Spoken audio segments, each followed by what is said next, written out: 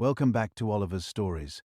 Tonight, we are traveling to a time when the world as people knew it was coming to an end. Not in fire or flood, but in the slow, inevitable collapse of the greatest empire humanity had ever built. This is the story of medieval France, a tale that begins in the ashes of Rome and ends with the birth of the modern world. Before we begin, I would truly appreciate it if you took a moment to like this video and subscribe to Oliver's Stories. It helps me keep creating these quiet journeys for you. Let me know where you are listening from and what time it is there. I love knowing who is drifting off with me across the world. The year is 476 CE. The world is ending.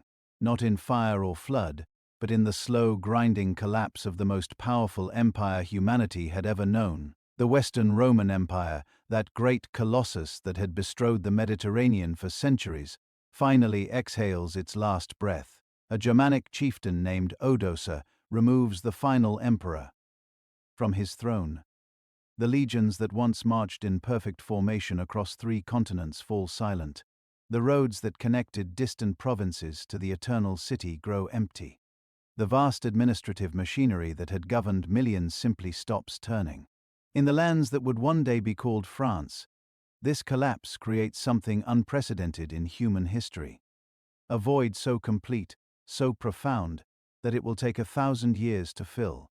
What emerges from this darkness will be neither Roman nor barbarian, but something entirely new. A civilization that will give birth to knights and cathedrals, to crusades and courtly love, to saints and scholars who will reshape the very foundations of human thought. This is the story of medieval France, a tale that begins in the ashes of empire and ends with the birth of the modern world. It is a story of kings who claimed divine right while battling for every scrap of territory, of peasants who built cathedrals that touched the heavens, while living in mud and straw, of warriors who fought for honor and glory while the very concept of honor was being redefined with each passing generation. But this is not merely a list of dates and battles, though both will have their place in our story. This is the tale of how a collection of warring tribes transformed themselves into a nation, how a patchwork of petty kingdoms became the most powerful realm in medieval Europe, how the very idea of France was forged in the fire of constant warfare, political intrigue, and cultural change. The stage is set in what the Romans called Gaul, a land of dense forests and fertile plains, of Celtic tribes and Roman cities, of ancient traditions and imperial innovations. As the empire crumbles, this territory becomes a prize to be seized by whoever possesses the strength and cunning to claim it. The Franks, a confederation of Germanic tribes who had served both as allies and enemies of Rome, emerge as the dominant force in this new landscape. Their story begins not with conquest, but with conversion. Not with the clash of armies, but with the whispered prayers of a king who would change the course of history through a single act of faith. For in the year 496, a Frankish chieftain named Clovis will kneel before a Christian bishop and emerge as something the world has never seen before. A barbarian king who rules by divine right, a Germanic warrior who claims the blessing of the Roman Church, the founder of a dynasty that will endure for nearly 3 centuries. But we are getting ahead of ourselves. The collapse of Rome did not happen overnight, and the rise of medieval France was not the work of a single generation. It was a process that unfolded across centuries, shaped by countless individuals whose names have been forgotten, but whose actions echo through history. It was built on the bones of Roman cities and the foundations of Celtic hill forts, on the fusion of Germanic law and Christian theology, on the marriage of barbarian vitality and classical learning. The world that emerges from this fusion will be unlike anything that came before. It will be a realm where power is measured not in legions, but in the loyalty of sworn vassals, where wealth flows not from taxation, but from the produce of the land, where authority derives not from citizenship, but from birth and divine favor. It will be a civilization that produces both the most beautiful art and the most devastating warfare. That creates both the crusades and the universities. That gives birth to both the Inquisition and the code of chivalry. This medieval France will be a land of contradictions, where the same nobles who spend their days in brutal warfare will commission illuminated manuscripts of exquisite beauty, where the same church that preaches peace will bless the weapons of crusading knights, where the same peasants who live in grinding poverty will donate their labor to build cathedrals that rival the pyramids in their ambition, and far surpass them in their artistry. The story we are about to tell spans nearly 1,000 years, from the fall of Rome to the dawn of the Renaissance. It encompasses the rise and fall of dynasties, the birth of new forms of government, the development of new technologies of war and peace, the creation of new forms of art and literature, the emergence of new ways of understanding the relationship between God and humanity, between ruler and subject, between individual and community. We will witness the transformation of a collection of barbarian tribes into the most sophisticated civilization of the medieval world. We will see how the Franks, who began as raiders and mercenaries on the fringes of the Roman Empire, became the inheritors of Roman authority and the defenders of Christian civilization. We will follow the evolution of their kingdom from a simple warrior society into a complex feudal state, from a collection of personal loyalties into something approaching a modern nation. Along the way, we will encounter some of the most fascinating figures in all of history. There is Clovis, the first Christian king of the Franks, who united the tribes through a combination of military genius and religious conviction. There is Charlemagne, the great emperor who revived the Roman Empire in the West and sparked the first great renaissance of medieval learning. There is Hugh Capet, the duke who founded the dynasty that would rule France for over 3 centuries and laid the foundations for the modern French state. We will meet Philip Augustus, the king who transformed France from a collection of feudal territories into a centralized monarchy and won the greatest victory in medieval French history at the Battle of Bouvines. We will witness the extraordinary career of Louis IX, the saint king who embodied the highest ideals of medieval kingship while leading 2 disastrous crusades. We will see the dramatic confrontation between Philip the Fair and Pope Boniface VIII. That ended the medieval balance between church and state. And we will follow the long agony of the 100 Years' War, that great conflict that began as a feudal dispute and ended as a struggle between 2 emerging nations. We will see how the English victories at Crécy and Poitiers brought France to the brink of collapse, how the madness of Charles VI plunged the kingdom into civil war, how the intervention of Joan of Arc turned the tide of battle and gave birth to French national consciousness. But beyond the great figures and the decisive battles, we will also explore the daily life of medieval France.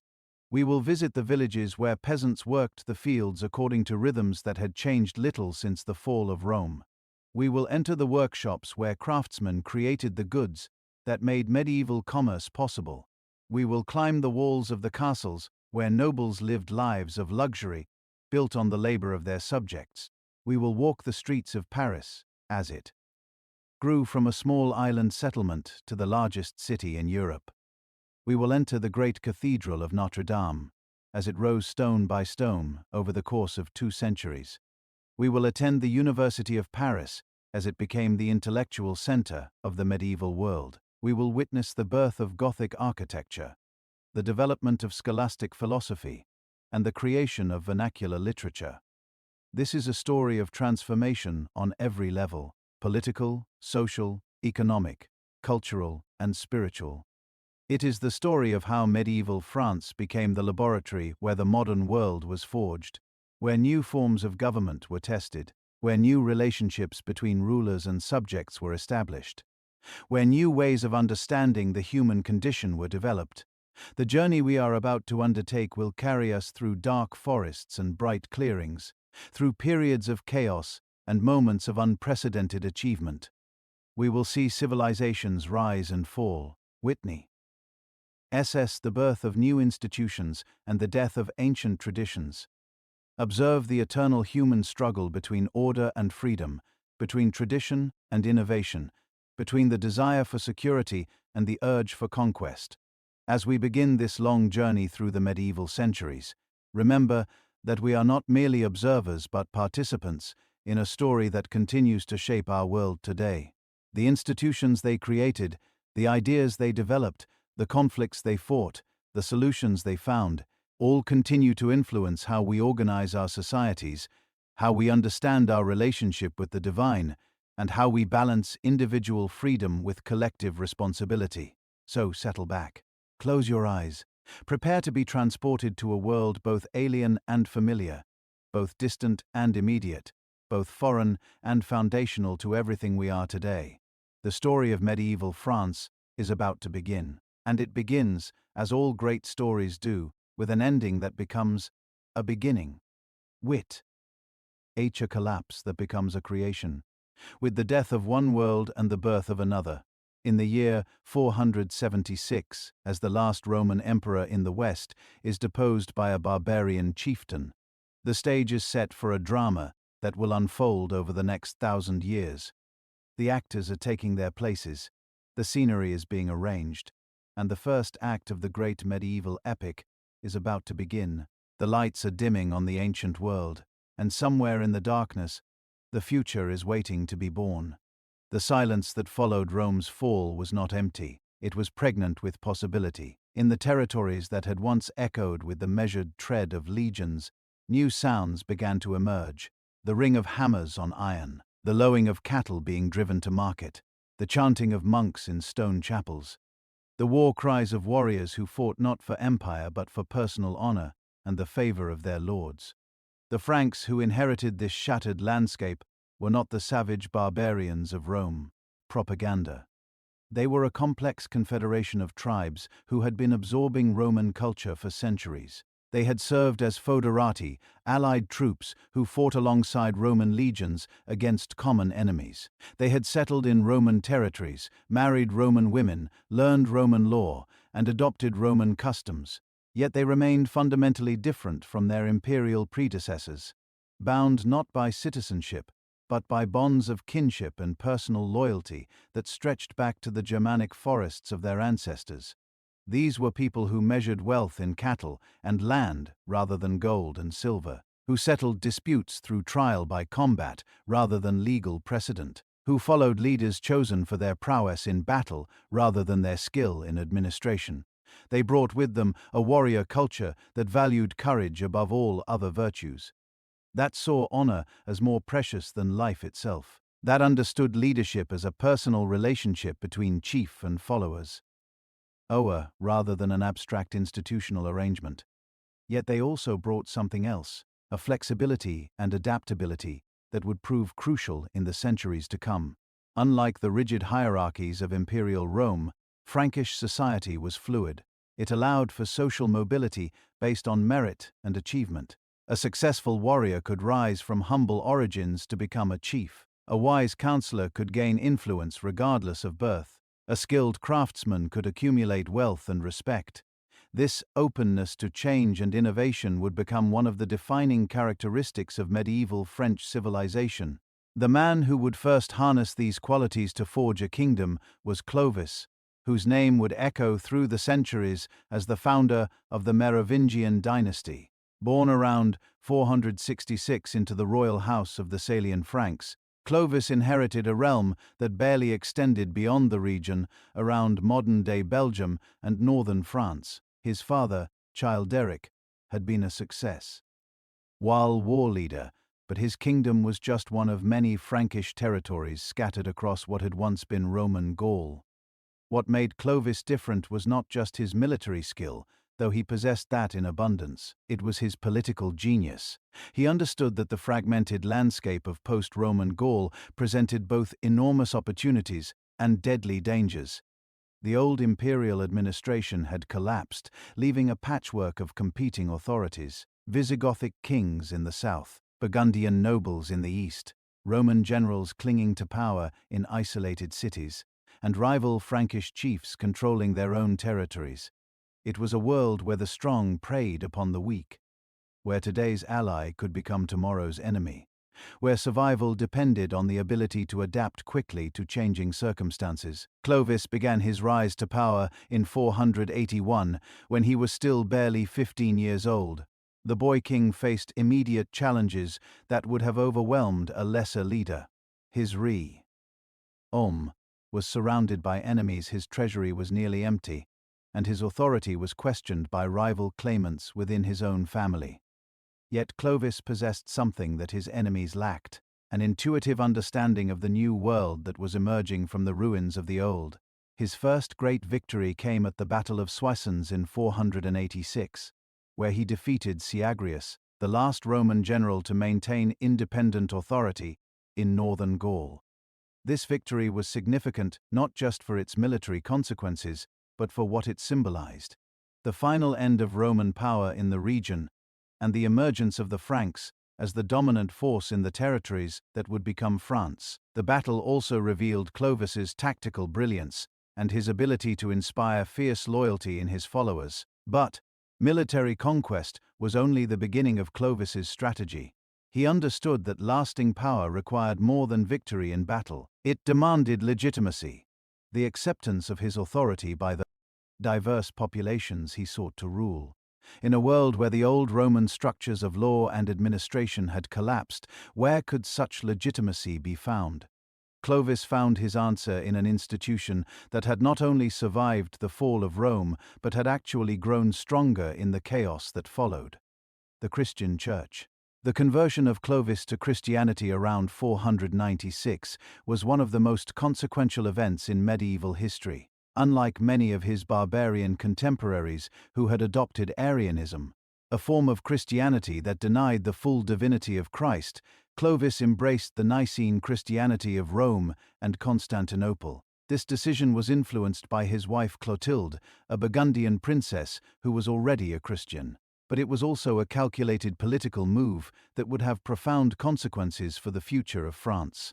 By converting to Orthodox Christianity, Clovis aligned himself with the most powerful surviving institution of the ancient world.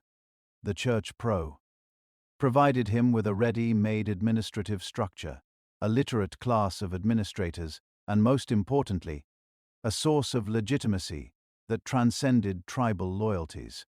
When Bishop Remigius of Rheims baptized Clovis in the cathedral of that city, he was not just welcoming a new convert to the faith.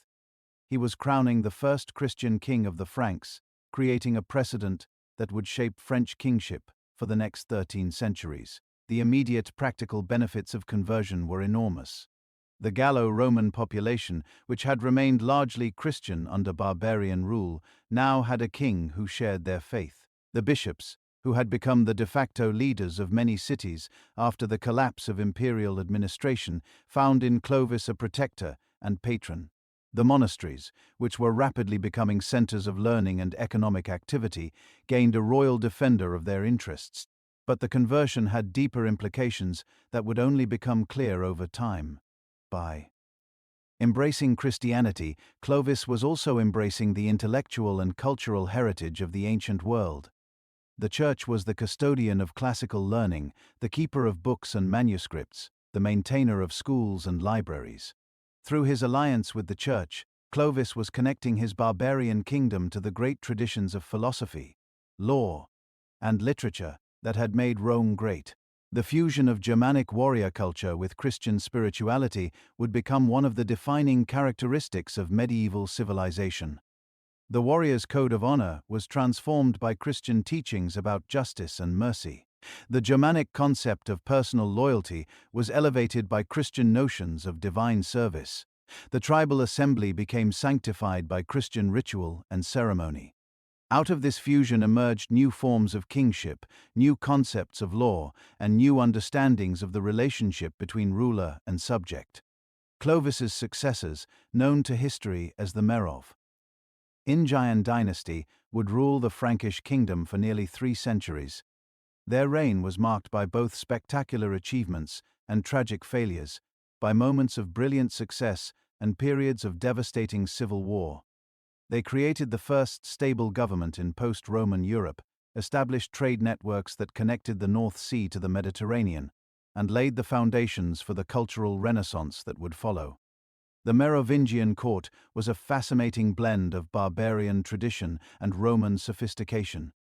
Kings wore their hair long as a symbol of their royal status, surrounded themselves with armed retainers bound by personal oaths of loyalty, and settled disputes through trial by combat or ordeal.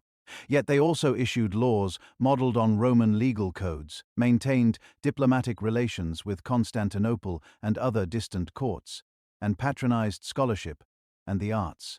The royal villa at Compiègne, where Merovingian kings often held court, exemplified this cultura. L fusion. Built in the Roman style with elaborate mosaics and heated baths, it was also equipped with a great hall where the king could feast with his warriors, a treasury where tribute and plunder were stored, and quarters for the royal household that included not just family members but also advisors, servants, and craftsmen from across the known world. The Merovingian economy was based primarily on agriculture, but it was far more sophisticated than is often imagined. The kings controlled vast estates worked by both free peasants and slaves, operated mines that produced silver and iron, and maintained workshops that created goods for both domestic use and international trade. Frankish merchants traveled as far as Constantinople and beyond, bringing back silk, spices, and other luxury goods that demonstrated the kingdom's growing prosperity. Yet the Merovingian system contained the seeds of its own destruction, the Frankish custom of partible inheritance, which divided the kingdom around on all the sons of a deceased king, led to constant fragmentation and civil war. Brothers fought brothers for control of territories. Noble families switched sides according to their immediate interests. The kingdom oscillated between unity and division with exhausting regularity. The most successful Merovingian rulers were those who managed to reunite the divided territories through conquest or negotiation. Dagobert I, who ruled from 629 to 639, was perhaps the last truly effective Merovingian king. He managed to unite most of the Frankish territories under his authority, defeated the Saxons in a series of campaigns, and presided over a period of relative peace and prosperity. His court at Paris became a center of learning and culture, attracting scholars and artists from across Europe. But Dagobert's death marked the beginning of the end for effective Merovingian rule. His successors were increasingly dominated by powerful nobles who had accumulated vast estates and private armies. The most important of these nobles were the mayors of the palace, officials who had originally served as royal stewards, but who gradually usurped real power while leaving the kings as ceremonial figureheads. The transformation of the mayors of the palace from servants to masters was a gradual process that reflected broader changes in Frankish society. As the kingdom grew larger and more complex, the kings became increasingly dependent on a class of professional administrators and military commanders. These men, drawn from the great noble families, accumulated offices, estates, and followers until they rivaled the kings themselves in power and influence. The most successful of these noble families was the Pippinids, later known as the Carolingians, who held the mayoralty of the palace in the eastern Frankish territory of Austrasia. Through a combination of military success, political cunning, and careful alliance building, they gradually extended their influence throughout the Frankish kingdom. By the early 8th century, they had become the real rulers of the Franks, while the Merovingian kings remained as sacred but powerless symbols of royal authority. The man who would complete this transformation was Charles, known to history as Charles Martel, the Hammer. Born around 688, Charles was the illegitimate son of Pippin II, the Pippinid Mayor of the palace. Despite his irregular birth, Charles possessed the qualities that medieval society valued most: exceptional military skill, political intelligence, and the ability to inspire fierce loyalty in his followers. When civil war erupted after his father's death, Charles emerged victorious and assumed control of the mayoralty. Charles Martel's greatest achievement was his victory over the Muslim forces at the Battle of Tours in 732, a triumph that earned him lasting fame as the savior of Christian Europe. The Muslim armies, which had conquered most of the Iberian Peninsula, had crossed the Pyrenees and were advancing deep into Frankish territory. The battle that ensued was one of the most decisive in European history. determining whether Europe would remain Christian or become part of the expanding Islamic world. The victory at Tours was not just a military triumph, but a political masterstroke that established Charles Martel as the undisputed leader of the Franks. He had saved Christian civilization from the Muslim threat, demonstrated his military superiority over all rivals, and won the gratitude of the Church and the Christian population. From this point forward, the Carolingian family would be seen as the true defenders of the faith and the rightful leaders of the Frankish people. Charles Martel's son, Pippin the Short, would take the final step in the Carolingian rise to power. In 751, with the support of Pope Zacharias, Pippin deposed the last Merovingian king and had himself crowned as the first Carolingian king of the Franks. This momentous event marked not just a change of dynasty but a transformation in the very nature of kingship. The Carolingians would rule not just by right of conquest but by divine sanction, blessed by the Church and responsible to God for the welfare of their subjects. The stage was now set for the emergence of the greatest figure in early medieval history, a man who would unite most of Western Europe under his rule and create an empire that rivaled Rome itself. The son of Pippin the Short would become known to history as Charlemagne, and his reign would mark the beginning of a new chapter in the story of medieval France, one that would see the barbarian kingdoms of the post-Roman world transformed into the foundation of modern European civilization. The crown that rested on Pippin the Short's head was more than mere gold and jewels. It was the symbol of a revolution that would reshape the very foundations of European power. When the Pope's sacred oil touched his brow in 751, it created something unprecedented. A barbarian king who ruled by divine right. A Germanic warrior who claimed the blessing of Rome's successor, the founder of a dynasty that would dominate Europe for centuries to come. Yet even as Pippin consolidated his newfound royal authority, forces were already in motion that would elevate his house to heights that dwarfed even his own considerable achievements. In the royal palace at Aachen, a child was growing to manhood who would become the most powerful ruler since Augustus Caesar, a figure so towering that his very name would become synonymous with imperial greatness. Charles, the eldest son of Pippin the Short, would grow up to become Charlemagne, and his reign would mark the true beginning of medieval Europe's golden age. The world that awaited this future emperor was one of extraordinary complexity and opportunity. The collapse of the Western Roman Empire had created a power vacuum that extended far beyond the borders of the Frankish kingdom. In Italy, the Lombards had established their own kingdom, but faced constant pressure from the Byzantine Empire and the growing temporal power of the Pope. In Spain, the Umayyad Caliphate ruled a brilliant but isolated Islamic civilization that had little contact with the Christian kingdoms to the north. In Britain, Anglo-Saxon kingdoms fought endless wars among themselves while facing increasing pressure from Viking raiders. Beyond these immediate neighbors lay vast territories inhabited by pagan peoples who had never known Roman rule. The Saxons controlled much of what is now northern Germany, maintaining their ancient tribal customs and worshipping the old Germanic gods. The Avars dominated the Danube basin, ruling a nomadic empire that extracted tribute from settled peoples across Eastern Europe. The Slavs were expanding into the Balkans, creating new kingdoms and principalities that would challenge Byzantine authority for centuries to come. It was into this fragmented yet dynamic world that Charlemagne was born around 748. His childhood was spent in the court of his father, where he learned the skills that would make him the greatest ruler of his age. He mastered the arts of war and diplomacy, studied the classics of Latin literature, and absorbed the Christian faith that would guide his actions throughout his life. More importantly, he learned to understand the delicate balance of forces that held the Frankish kingdom together. The need to reward loyal followers while controlling ambitious nobles. The importance of maintaining good relations with the Church while asserting royal authority. The challenge of governing diverse populations with different laws and customs. When Pippin the Short died in 768, his kingdom was divided between his two sons according to Frankish custom. Charles received the northern and western territories, while his younger brother Charlemagne inherited the southern and eastern regions. This division might have led to the kind of civil war that had plagued the Merovingian dynasty. But fate it.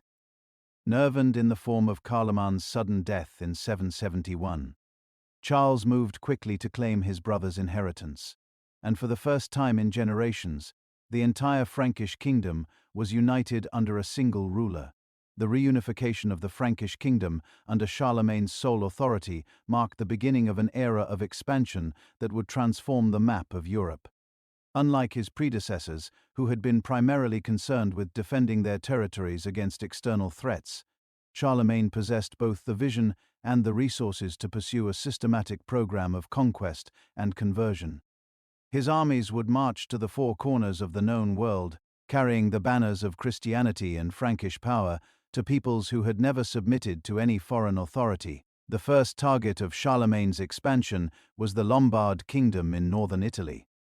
The Lombards had been a thorn in the side of the papacy for generations, controlling territories that the Pope claimed as part of the patrimony of St. Peter. When King Desiderius of the Lombards threatened Rome itself, Pope Adrian I appealed to Charlemagne for protection. The Frankish king's response was swift and decisive. In 773, he led a massive army across the Alps and besieged the Lombard capital of Pavia. The siege of Pavia lasted for 10 months, during which Charlemagne demonstrated both his military skill and his political acumen. Rather than simply destroying the Lombard kingdom, he sought to integrate it into his expanding empire. He married Desiderius's daughter, negotiated with Lombard nobles who were willing to submit to his authority, and carefully preserved the administrative structures that had made the Lombard kingdom function. When Pavia finally fell in 774, Charlemagne did not just conquer the Lombards. He became their king, adding the Iron Crown of Lombardy to his growing collection of royal titles.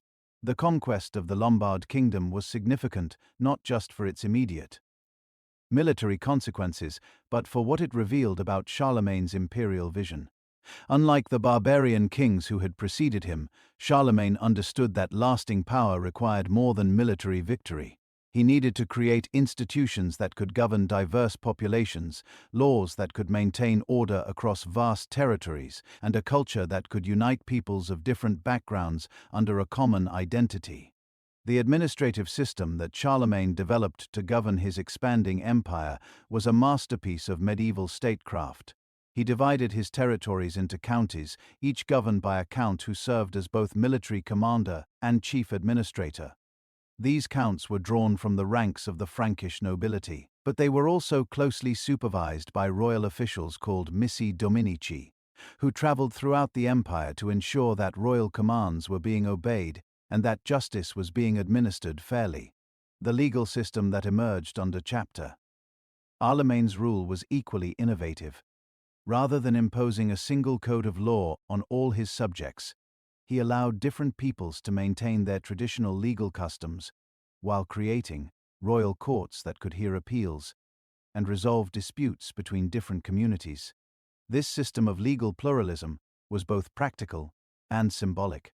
It acknowledged the diversity of the empire while asserting the ultimate authority of the emperor. Yet Charlemagne's greatest conquests were still to come. To the east of the Frankish kingdom lay the lands of the Saxons, a fierce Germanic people who had successfully resisted both Roman and Frankish expansion for centuries. The Saxons were not just political enemies. They were religious opponents who worshipped the old Germanic gods and actively resisted Christian missionary efforts. Their conquest would require not just military victory, but cultural transformation. The conversion of an entire people from paganism to Christianity. The Saxon Wars, which lasted from 772 to 804, were among the longest and most brutal conflicts of the early medieval period. The Saxons, led by their chief Widukind, proved to be formidable opponents who used guerrilla tactics and their knowledge of the local terrain to frustrate Frankish attempts at conquest. Time and again, Charlemagne's armies would defeat Saxon forces in open battle, only to find themselves facing renewed resistance as soon as they withdrew. The turning point came in 782 at the massacre of Verdun, where Charlemagne ordered the execution of 4,500 Saxon prisoners who had been accused of rebellion. This act of terrible severity shocked even his own supporters, but it also demonstrated his absolute determination to complete the conquest of Saxony. The message was clear. Resistance to Frankish rule and Christian conversion was not just political rebellion, but a crime against God himself. The final submission of the Saxons came in 804, when Widukind himself accepted baptism and acknowledged Charlemagne as his overlord. The ceremony took place in the royal chapel at Ochan, where the Saxon chief knelt before the Frankish emperor and received the waters of baptism from the hands of Christian priests. It was a moment of profound symbolic importance. The last great pagan people of Central Europe had been brought into the Christian fold, and Charlemagne's empire now extended from the Atlantic Ocean to the Elbe River. But even as Charlemagne was completing his conquest of the Saxons, he was opening new fronts in his endless campaign of expansion. To the south, across the Pyrenees, lay the Islamic kingdom of Al-Andalus, a sophisticated civilization that controlled most of the Iberian Peninsula. The Muslims had been largely content to remain south of the mountains, but internal conflicts within their kingdom created opportunities for Frankish intervention. The Spanish March, as historians would later call Charlemagne's campaigns in Spain, began in 778 with a Mar. expedition that aimed to establish Frankish control over the territories south of the Pyrenees. The campaign was only partially successful, but it established a pattern of expansion that would continue for generations. Frankish forces gradually pushed southward, establishing fortified settlements and converting local populations to Christianity. The process was slow and often bloody, but it extended Charlemagne's authority deep into territories that had been under Islamic control for nearly a century. The most famous episode of the Spanish campaigns was the Battle of Roncesvalles Pass, where Charlemagne's rear guard was ambushed and destroyed by Basque forces as the Frankish army retreated from Spain. Among the dead was Roland, the emperor's nephew, whose heroic last stand would become the subject of one of the greatest epic poems of the medieval period. The Song of Roland, composed centuries later, transformed a minor military defeat into a glorious tale of Christian heroism. Ninth Sacrifice, demonstrating how Charlemagne's reign was already becoming the stuff of legend. To the east, Charlemagne's forces were equally active, pushing into the lands of the Avars, a nomadic people who had established a powerful empire in the Danube basin. The Avar Wars, fought between 791 and 796, resulted in the complete destruction of the Avar kingdom and the capture of enormous quantities of gold and silver that had been accumulated over centuries of tribute collection. The wealth seized from the Avars funded Charlemagne's building projects and military campaigns for decades to come. The systematic expansion of Charlemagne's empire was accompanied by an equally systematic effort to spread Christianity throughout the conquered territories. The emperor understood that religious conversion was essential to political integration. Pagan peoples could never be fully trusted as subjects of a Christian empire. He established bishoprics in newly conquered territories, built churches and monasteries, and required all his subjects to accept baptism or face severe penalties. The Christianization of Charlemagne's empire was not just a matter of religious policy, but also a crucial element of cultural transformation. Christianity brought with it Latin literacy, Roman law, and the intellectual traditions of the ancient world. Pagan peoples who accepted Christian baptism were also accepting membership in a civilization that stretched back to the time of Christ himself. They were becoming part of a community that transcended tribal boundaries and national identities. The culmination of Charlemagne's career came on Christmas Day in the year 800, when Pope Leo III placed an imperial crown on his head in the Basilica of St. Peter's in Rome. The ceremony was carefully planned to evoke memories of the ancient Roman Empire while asserting the Christian character of the new imperial order. Charlemagne was not just another barbarian king. He was the successor to Augustus and Constantine, the ruler of a revived Roman Empire that would be both Christian and eternal. The imperial coronation was a moment of extraordinary symbolic power that resonated throughout medieval Europe. For the first time since the fall of the Western Roman Empire, a single ruler claimed authority over most of the former imperial territories. The empire that Charlemagne had created stretched from the Atlantic Ocean to the Elbe River, from the North Sea to the Mediterranean, encompassing most of what would become modern France, Germany, Italy, and the Low Countries.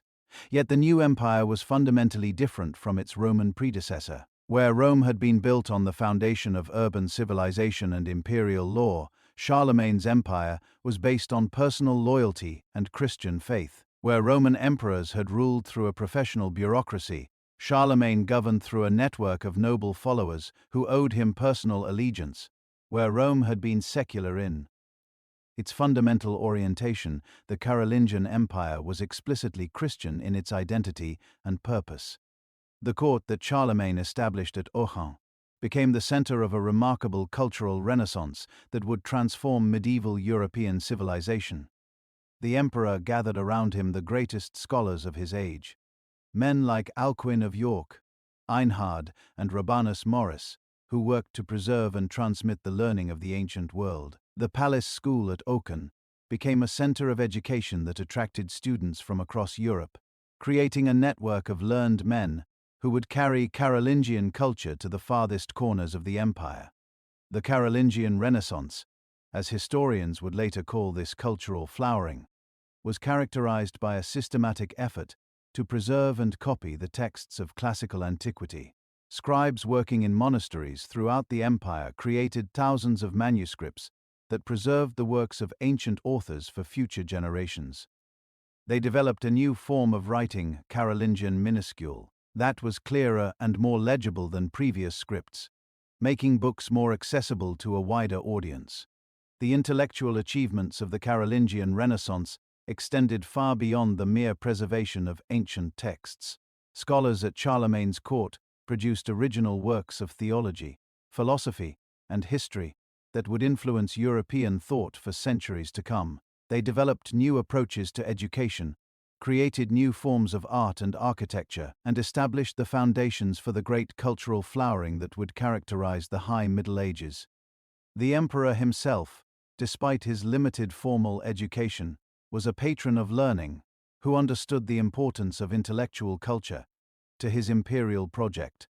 He collected books, commissioned works of art, and engaged in theological discussions with the greatest scholars of his age. His court became a place where ideas were exchanged, where different traditions were synthesized, and where the intellectual foundations of medieval European civilization were laid. The palace complex at Aachen, which served as Charlemagne's primary residence, embodied the fusion of Roman, Germanic, and Christian traditions that characterized his empire. The palace chapel, with its octagonal design and elaborate mosaics, was modeled on the Church of San Vitale in Ravenna, connecting the new empire to the Byzantine tradition. The great hall where the emperor held court and feasted with his followers reflected Germanic customs of hospitality and warrior brotherhood. The library and scriptorium represented the Christian commitment to preserving and transmitting knowledge. The daily life of Charlemagne's court was a carefully orchestrated blend of ceremony and informality that reflected the emperor's understanding of the requirements of effective leadership. He held formal audiences where he received ambassadors and heard petitions, but he also maintains the Germanic tradition of consulting with his warriors and sharing meals with his followers. He wore imperial regalia on state occasions, but he also dressed simply and spoke in the vernacular language of his people. The administrative challenges of governing such a vast empire were enormous, requiring innovations in law, finance, and military organization that would influence European development for centuries. Charlemagne's legal reforms, codified in the Capitularies, established principles of justice that balanced Roman law with Germanic custom. His monetary reforms created a stable currency that facilitated trade throughout the empire. His military reforms established the foundations for the feudal system that would dominate medieval Europe. Yet even as Charlemagne was creating the institutional foundations for his empire, he was also establishing the conditions for its eventual fragmentation. The Frankish tradition of dividing inheritance among all male heirs meant that the estate Empire would be partitioned after his death, creating opportunities for civil war and territorial fragmentation. The personal nature of Carolingian authority meant that the empire's survival depended on the continued strength and ability of its rulers. The emperor's later years were marked by increasing concern about the future of his creation. He had outlived most of his sons, and his sole surviving heir, Louis the Pious, lacked the military skill and political acumen that had made his father's reign so successful. The old emperor spent his final years trying to ensure a smooth succession, but he could not prevent the forces of fragmentation that would tear his empire apart within a generation of his death. When Charlemagne died in 814, he was buried in the palace chapel at Aachen, surrounded by the treasures and regalia that symbolized his earthly power. His tomb became a place of pilgrimage for medieval emperors who came to seek the blessing of the greatest ruler of the early medieval period. The empire he had created would not survive intact, but the memory of his achievements would inspire European rulers for centuries to come. The immediate aftermath of Charlemagne's death seemed to confirm the durability of his imperial creation. His son, Louis the Pious, assumed the imperial throne without opposition and initially appeared capable of maintaining his father's legacy. The empire remained united, the administrative system continued to function, and the cultural renaissance showed no signs of decline. Yet beneath the surface stability, forces were already at work that would transform the Carolingian Empire into something fundamentally different. The crisis that would reshape medieval Europe began with a conflict that seemed almost trivial: a dispute over the succession to the imperial throne. When Louis the Pious died in 840, his three surviving sons each claimed a portion of the empire, according to Frankish custom. What followed was a civil war that lasted for 3 years and ended with the Treaty of Verdun in 843, which divided the empire into 3 separate kingdoms. The Treaty of Verdun was one of the most important documents in European history, creating the political framework that would shape the continent for centuries to come. The western portion of the empire, Francia Occidentalis, went to Charles the Bald and would eventually become the Kingdom of France. The eastern portion, Francia Orientalis, was assigned to Louis the German and would develop into the Holy Roman Empire. The middle kingdom, Francia Media, was given to Lothair and would gradually fragment into the various principalities of Italy, Burgundy, and Lotharingia. The division of Charlemagne's empire marked the end of the dream of a unified Christian Europe under a single ruler, but it also marked the beginning of a new phase in medieval development. The 3 kingdoms that emerged from the Treaty of Verdun would each develop their own distinct character, their own institutions, and their own cultural traditions. The Western Kingdom in particular would evolve into something that Charlemagne himself could never have imagined: a truly French kingdom that would dominate medieval Europe for centuries to come. The fragmentation of Charlemagne's empire was not merely a political catastrophe, but a fundamental transformation of European civilization itself. Where once a single will had commanded from the Atlantic to the Elbe, now 3 separate kingdoms emerged, each destined to follow its own path through the labyrinth of medieval history.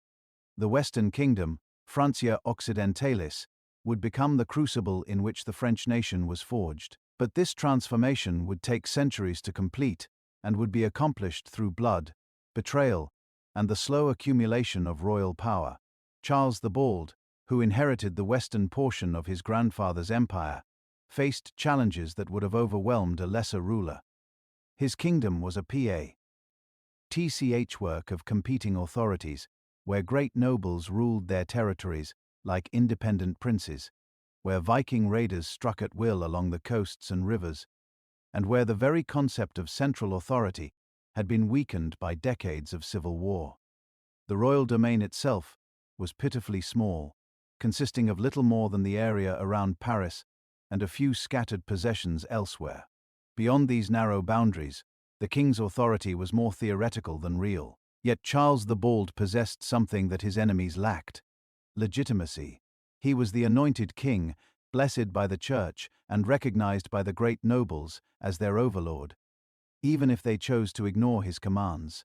This legitimacy would prove to be a powerful weapon in the hands of his successors, who would use it to gradually expand royal authority over the course of centuries. The process would be slow and often violent, but it would ultimately transform a weak medieval kingdom into the most powerful state in Europe. The immediate threat to Charles's kingdom came not from rebellious nobles, but from the sea. The Vikings, those fearsome warriors from the northern lands, had discovered that the rich monasteries and defenseless towns of Francia offered plunder beyond their wildest dreams. Their longships appeared without warning on the Seine, the Loire, and the Garonne, carrying death and destruction to communities that had known peace for generations. The raiders were not mere bandits, but skilled warriors who understood the art of war better than most of their victims. The first major Viking raid on the Frankish kingdom occurred in 845, when a fleet of 120 ships sailed up the Seine and attacked Paris itself. The city's defenses were woefully inadequate, and the Vikings captured it with ease, plundering the monasteries and churches before withdrawing with an enormous ransom. This humiliation demonstrated the kingdom's vulnerability and encouraged further raids that would continue for decades to come. The Viking threat was not just military, but psychological. These pagan warriors seemed to strike at the very foundations of Christian civilization, burning churches, slaughtering priests, and carrying off sacred objects as common plunder. Their success undermined confidence in royal authority and forced local communities to organize their own defenses. The result was a further fragmentation of power, as nobles built castles and raised private armies to protect their lands when the king could not. Yet the Vikings were not the only threat facing the Western kingdom. To the east, the descendants of Charlemagne's other sons were constantly probing for weaknesses, seeking to expand their own territories at their cousins' expense. To the south, the Muslims of Spain launched periodic raids across the Pyrenees. To the north, the emerging kingdoms of England and Denmark pursued their own ambitions. The Western kingdom was surrounded by enemies, and its survival was far from certain. The response to these multiple threats revealed both the weaknesses and the strengths of the post-Carolingian system. The weaknesses were obvious. The kingdom lacked the resources and organization necessary to defend its vast frontiers against multiple enemies. The royal army was small and poorly equipped. The treasury was nearly empty, and the administrative system was breaking down under the pressure of constant warfare. Many observers predicted that the kingdom would fragment into a collection of independent principalities, following the pattern that had already begun in the Eastern territories.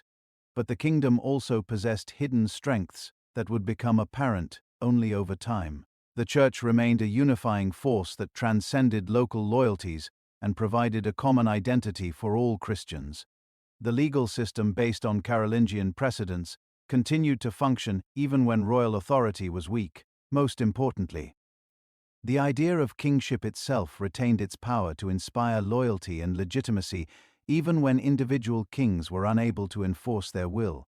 The transformation of the Western kingdom from a weak successor state to a powerful monarchy began with the gradual accumulation of royal power under a series of capable rulers. The process was neither linear nor inevitable, but it was persistent. Each generation of kings managed to expand royal authority a little further, to bring a few more nobles under direct royal control, to establish new sources of revenue and military strength.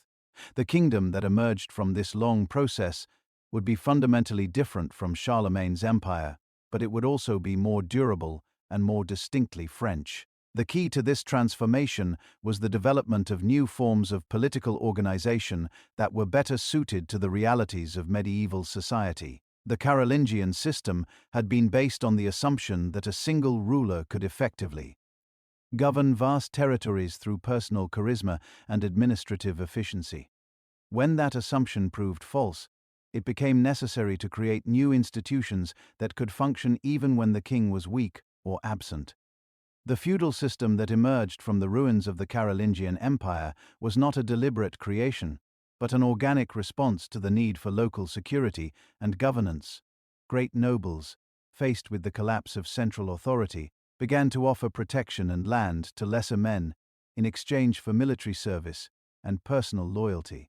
These relationships, formalized through ceremonies of homage and fealty, created a hierarchy of mutual obligations that extended from the king at the top to the humblest knight at the bottom. The feudal system has often been criticized as chaotic and inefficient, but it possessed certain advantages that made it well suited to the conditions of early medieval Europe. It was flexible enough to adapt to local conditions, strong enough to provide effective military defense, and personal enough to inspire genuine loyalty. Most importantly, it preserved the principle of hierarchy and authority, even when central government was weak, creating a framework within which royal power could eventually be rebuilt. The process of feudalization was gradual and varied considerably from region to region. In some areas, powerful nobles established virtual independence from royal authority, ruling their territories like sovereign princes. In others, the king managed to maintain more direct control, using a combination of military force, political manipulation, and religious sanction to keep the nobles in line. The result was a complex patchwork of competing authorities that would characterize medieval France for centuries to come. The Vikings, who had initially appeared as destroyers of civilization, gradually became part of the feudal system themselves. Some raiders settled permanently in the territories they had conquered, adopting Christianity and French customs while maintaining their military traditions. The most successful of these settlements was established by a Norse chieftain named Rollo, who in 911 received a grant of land from Charles the Simple in exchange for defending the Seine Valley against other Viking raiders. This territory, known as Normandy, would become one of the most powerful duchies in medieval France, and would eventually produce the conquerors of England. The integration of the Vikings into Frankish society was a remarkable example of medieval Europe's capacity for cultural adaptation. Within a few generations, the descendants of pagan raiders had become Christian knights, French speakers, and loyal vassals of the crown. They brought with them new military techniques, new forms of organization, and new perspectives on governance that enriched the developing French civilization. The process was not without conflict, but it demonstrated the ability of medieval society to transform enemies into allies through the power of shared institutions and common interests. The religious dimension of this transformation was crucial to its success. The Church provided not just spiritual guidance, but also practical assistance in the process of integration. Bishops and abbots served as mediators between different communities. Missionaries spread Christian teachings among pagan settlers, and monasteries provided education and administrative services that helped to create a common culture. The alliance between church and state that had been established under Charlemagne continued to function even when royal authority was weak, providing stability and continuity in an age of chaos.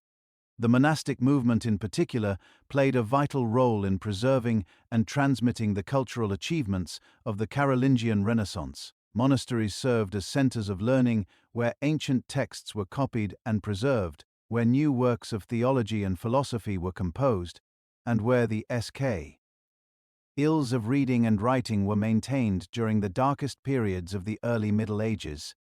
The great monastic center at Cluny, founded in 910, became the headquarters of a reform movement that spread throughout Europe and helped to revitalize the spiritual and intellectual life of the Church. The economic foundation of the emerging feudal system was agriculture. But it was agriculture organized along new lines that reflected the changed political circumstances. The great estates of the Carolingian period were gradually replaced by smaller holdings that could be more easily defended and administered. The manor, a self-contained agricultural unit that included the lord's residence, the peasant village, and the surrounding fields, became the basic unit of economic organization. This system provided security for the peasants and income for the nobles, while also creating the agricultural surplus that supported the warriors and priests who defended and governed medieval society. The peasants who worked these manors were not slaves in the classical sense, but they were not free either. They were bound to the land by various forms of legal obligation that limited their mobility and required them to provide labor services to their lords.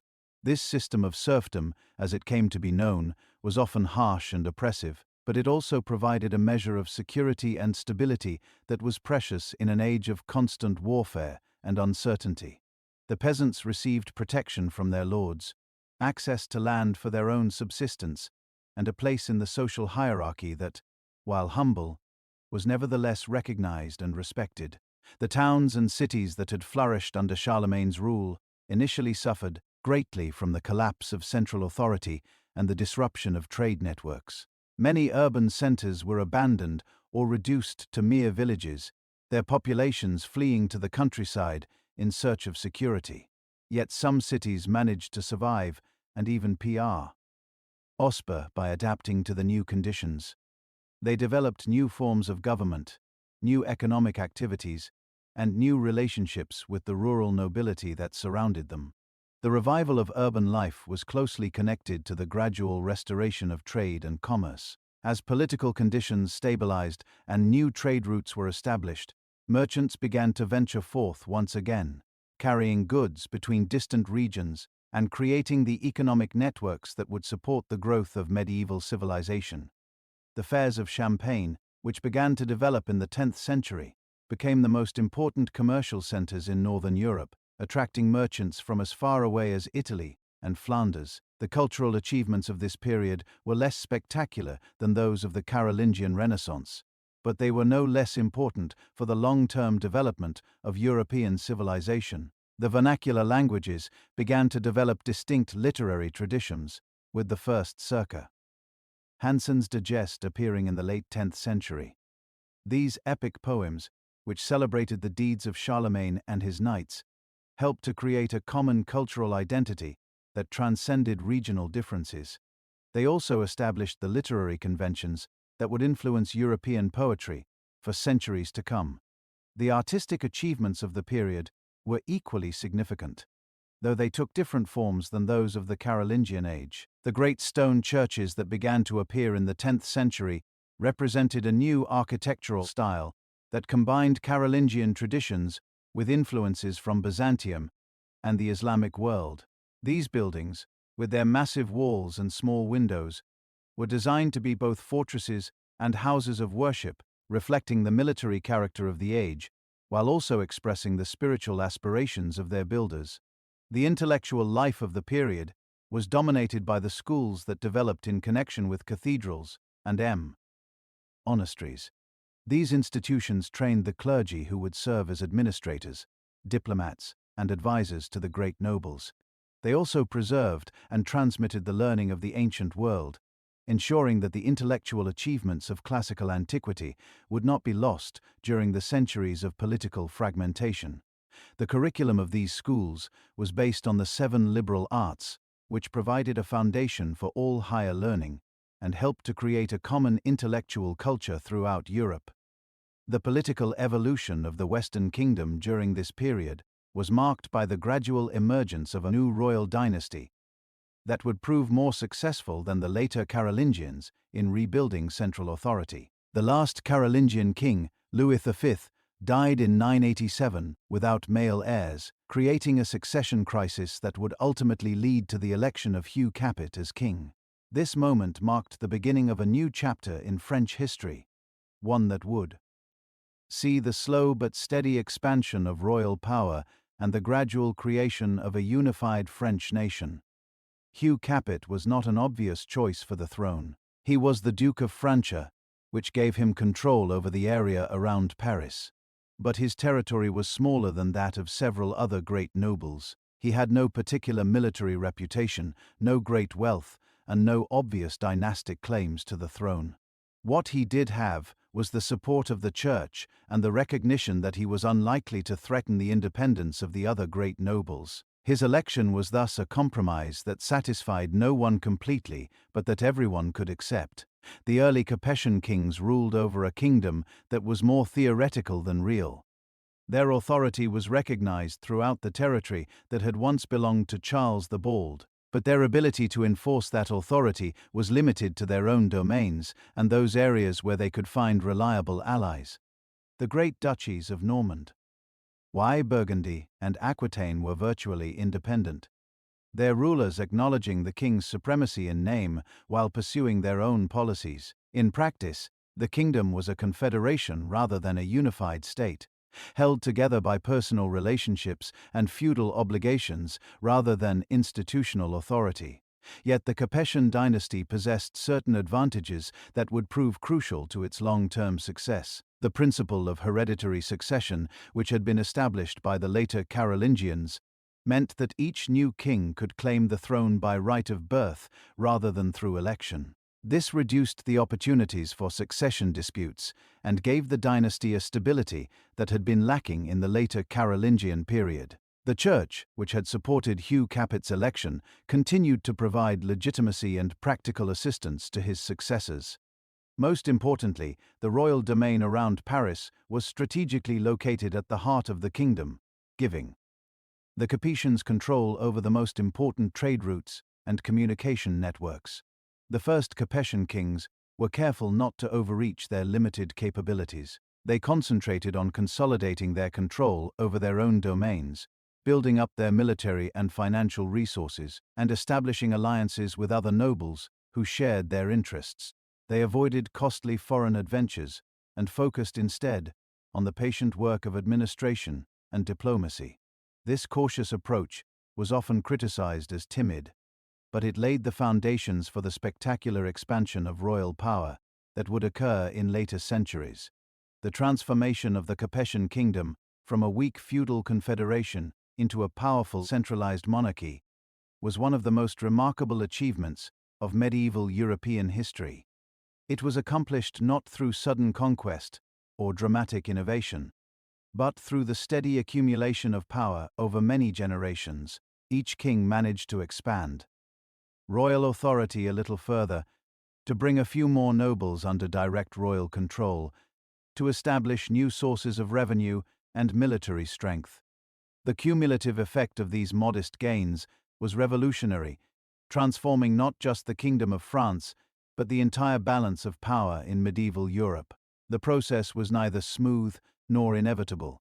There were periods of weakness and retreat, moments when it seemed that the kingdom might fragment once again into a collection of independent principalities.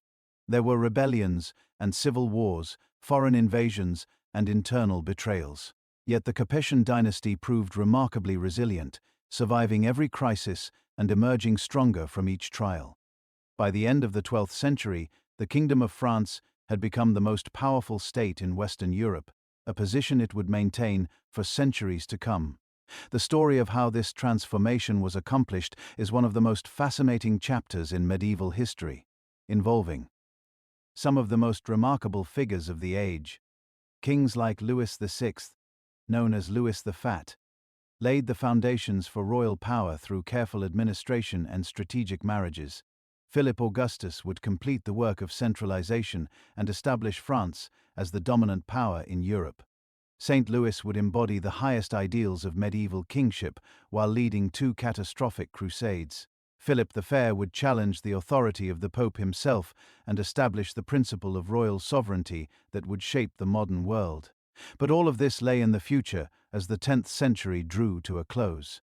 The kingdom that Hugh Capet had inherited was weak and divided, threatened by enemies on all sides and held together only by the slenderest of threads. Yet within this apparent weakness lay the seeds of future greatness, the potential for a transformation that would reshape not just France, but all of medieval Europe. The stage was set for one of the most remarkable stories in human history. The rise of medieval France from the ashes of Charlemagne's empire to become the greatest power of its age. The long night of the early Middle Ages was beginning to give way to the dawn of a new era. The foundations had been laid, the institutions had been established, and the forces that would shape the future were beginning to stir. The Kingdom of France was about to embark on its greatest adventure, a journey that would carry it from the margins of European civilization to the very center of medieval power and glory. The thousand-year journey toward French greatness began not with grand gestures or dramatic proclamations, but with the quiet accumulation of power in the hands of men who understood that true strength comes from patience, persistence, and the ability to see opportunity where others see only chaos. Hugh Capet, the first Capetian king, possessed none of the obvious qualifications for greatness. He commanded no vast armies, controlled no enemy, almost territories, and claimed no divine mandate for his rule. Yet he possessed something far more valuable: the wisdom to recognize that in a world of competing ambitions and conflicting loyalties, survival belonged to those who could adapt, compromise, and endure. The kingdom that Hugh Capet inherited in 987 was a shadow of Charlemagne's mighty empire, a collection of territories held together by little more than shared memories and fading obligations. The great duchies that nominally acknowledged royal authority pursued their own policies with casual indifference to royal commands. The Duke of Normandy ruled his domain like an independent sovereign, maintaining his own diplomatic relations and waging his own wars without reference to the king in Paris. The Duke of Burgundy controlled territories that stretched from the heart of France to the borders of the German Empire, commanding resources that dwarfed those of the royal domain. The Duke of Aquitaine governed lands that extended from the Loire to the Pyrenees, ruling over populations that spoke different languages and followed different customs. Yet Hugh Capet understood something that his more powerful contemporaries failed to grasp: that legitimacy was more valuable than strength, that the right to rule was more important than the ability to conquer. The crown that rested on his head carried with it the accumulated authority of centuries, the blessing of the Church, and the recognition of his peers. These intangible assets could not be seized by force or purchased with gold, but they could be transmitted to his heirs and used to build something greater than any individual ruler could achieve alone. The early Capetian strategy was deceptively simple: consolidate control over their own domains, build alliances with neighboring nobles, and wait for opportunities to expand their influence. They avoided costly foreign adventures and concentrated instead on the patient work of administration and diplomacy. They strengthened their hold on the royal domain around Paris, improved the efficiency of their government, and cultivated their relationship with the Church. Each small gain was carefully protected and used as the foundation for the next advance. The process was slow and often frustrating, but it was also remarkably effective. Within a few generations, the Capetian kings had transformed their modest inheritance into something approaching real power. They had extended their direct control over an ever-widening circle of territories, brought increasing numbers of nobles under their authority, and established themselves as the undisputed leaders of French society. The transformation was so gradual that it was barely noticed by contemporary observers, but its cumulative effect was revolutionary. The key to this transformation lay in the Capetian understanding of the changing nature of medieval society. The feudal system that had emerged from the ruins of the Carolingian Empire was not a static hierarchy, but a dynamic network of relationships that could be manipulated by those who understood its workings. The bonds of vassalage that connected lords and retainers were personal and emotional, as well as legal and economic. They could be strengthened through favors and rewards, weakened through neglect and abuse, and redirected through careful negotiation and strategic marriages. The Capetian kings became masters of this complex game, using their position at the apex of the feudal hierarchy to gradually expand their influence throughout the kingdom. They granted lands and titles to loyal supporters, arranged marriages that created new alliances, and intervened in succession disputes to ensure favorable outcomes. They used their control over the Church to influence episcopal elections, their authority over legal proceedings to settle disputes in their favor, and their command of military resources to intimidate potential opponents. The transformation of the Capetian kingdom was not just political but cultural. The royal court at Paris became a center of learning and sophistication that attracted scholars and artists from across Europe. The palace schools that had flourished under Charlemagne were revived and expanded, creating a new generation of educated administrators who could staff the growing royal bureaucracy. The great Cathedral of Notre Dame, whose construction began in the mid-12th century, became a symbol of both royal power and divine favor, its soaring spires declaring to all who saw them that the Kingdom of France was blessed by God Himself. The economic foundations of this cultural renaissance were provided by a revival of trade and commerce that accompanied the restoration of political stability. The markets of Paris grew into the most important commercial centers in northern Europe, attracting merchants from Flanders, Italy, and even the distant lands of the East. The royal domain, strategically located at the intersection of the Jaw trade routes, became a source of enormous wealth that funded the king's military campaigns and building projects. The prosperity that flowed from this commerce created a new class of wealthy townspeople who looked to the crown for protection and privilege.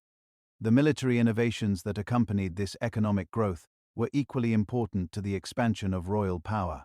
The Capetian kings were among the first to recognize the potential of new military technologies and tactics, investing heavily in the development of siege engines, crossbows, and other weapons that could breach the walls of rebel castles.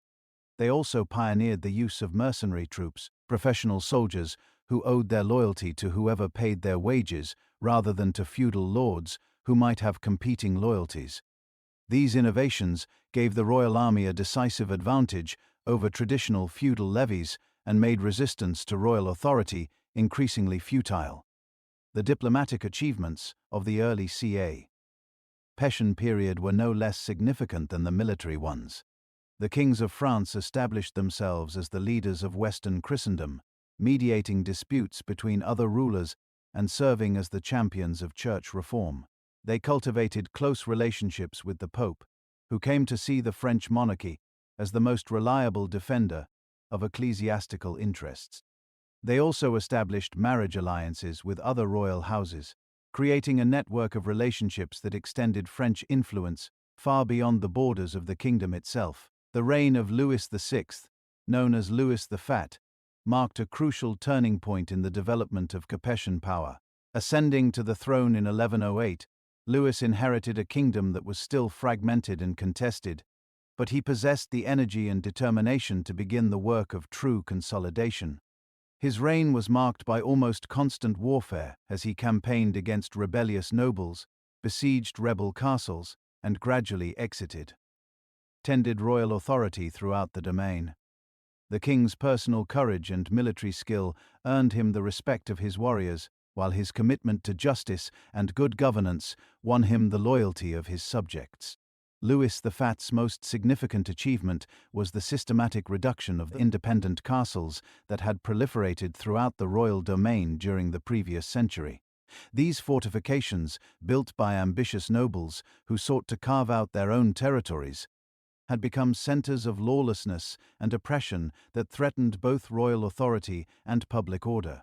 The king's campaigns against these castle builders were not merely military exercises but moral crusades, efforts to restore peace and justice to territories that had been terrorized by petty tyrants. The siege warfare that characterized Louis's reign required new levels of organization and resources that transformed the nature of royal government. The king had to maintain armies in the field for months at a time, transport heavy siege engines across difficult terrain, and coordinate the activities of multiple forces operating in different regions. These challenges forced the development of new administrative systems, new methods of taxation and supply, and new forms of military organization that would serve as the foundation for all future royal campaigns. The success of Louis the Fat's military campaigns was matched by equally important achievements in the realm of governance and law. The king established royal courts throughout his domain, appointed professional judges to hear cases and enforce royal decrees, and created a system of appeals that allowed his subjects to seek justice directly from the crown.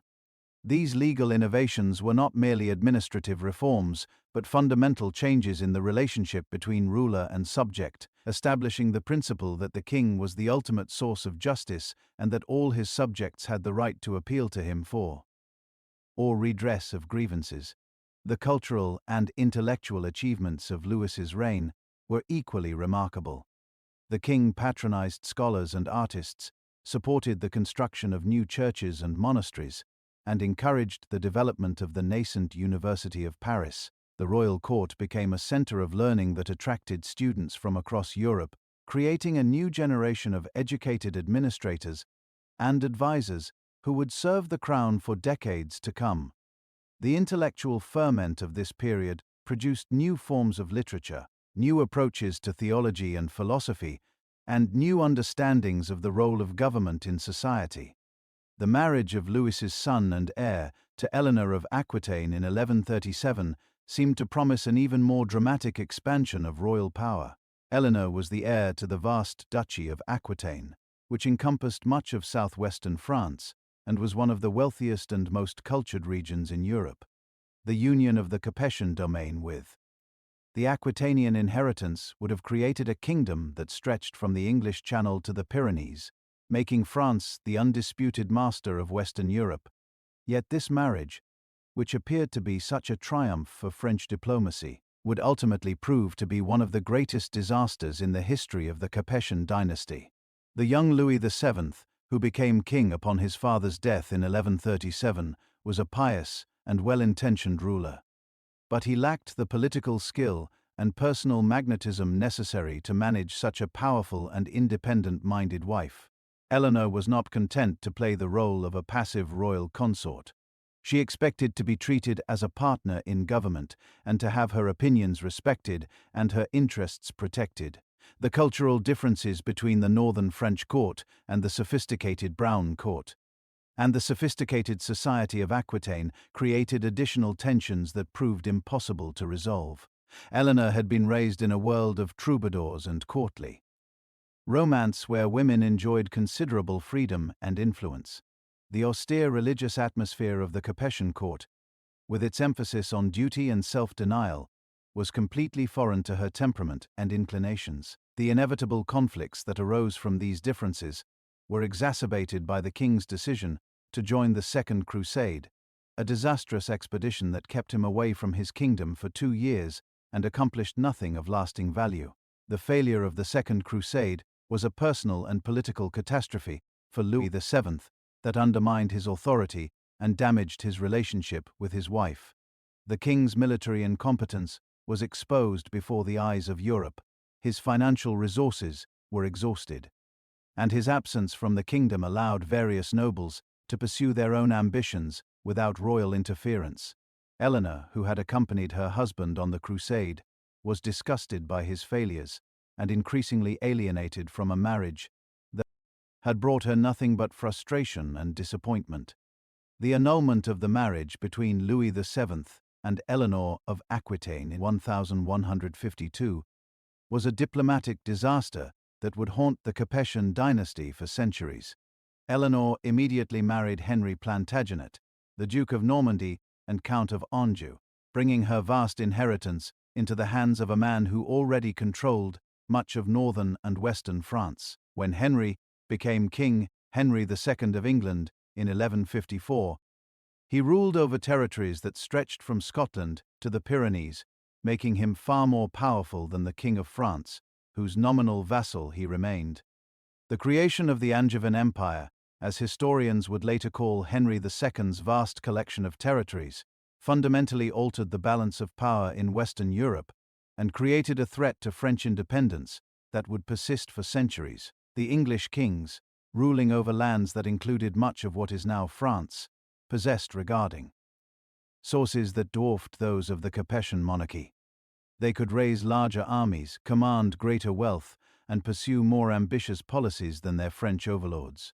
The feudal relationship that theoretically subordinated the English king to the French crown became increasingly meaningless as the reality of power shifted decisively in England's favor. The reign of Louis VII, which had begun with such promise, ended in apparent failure and humiliation.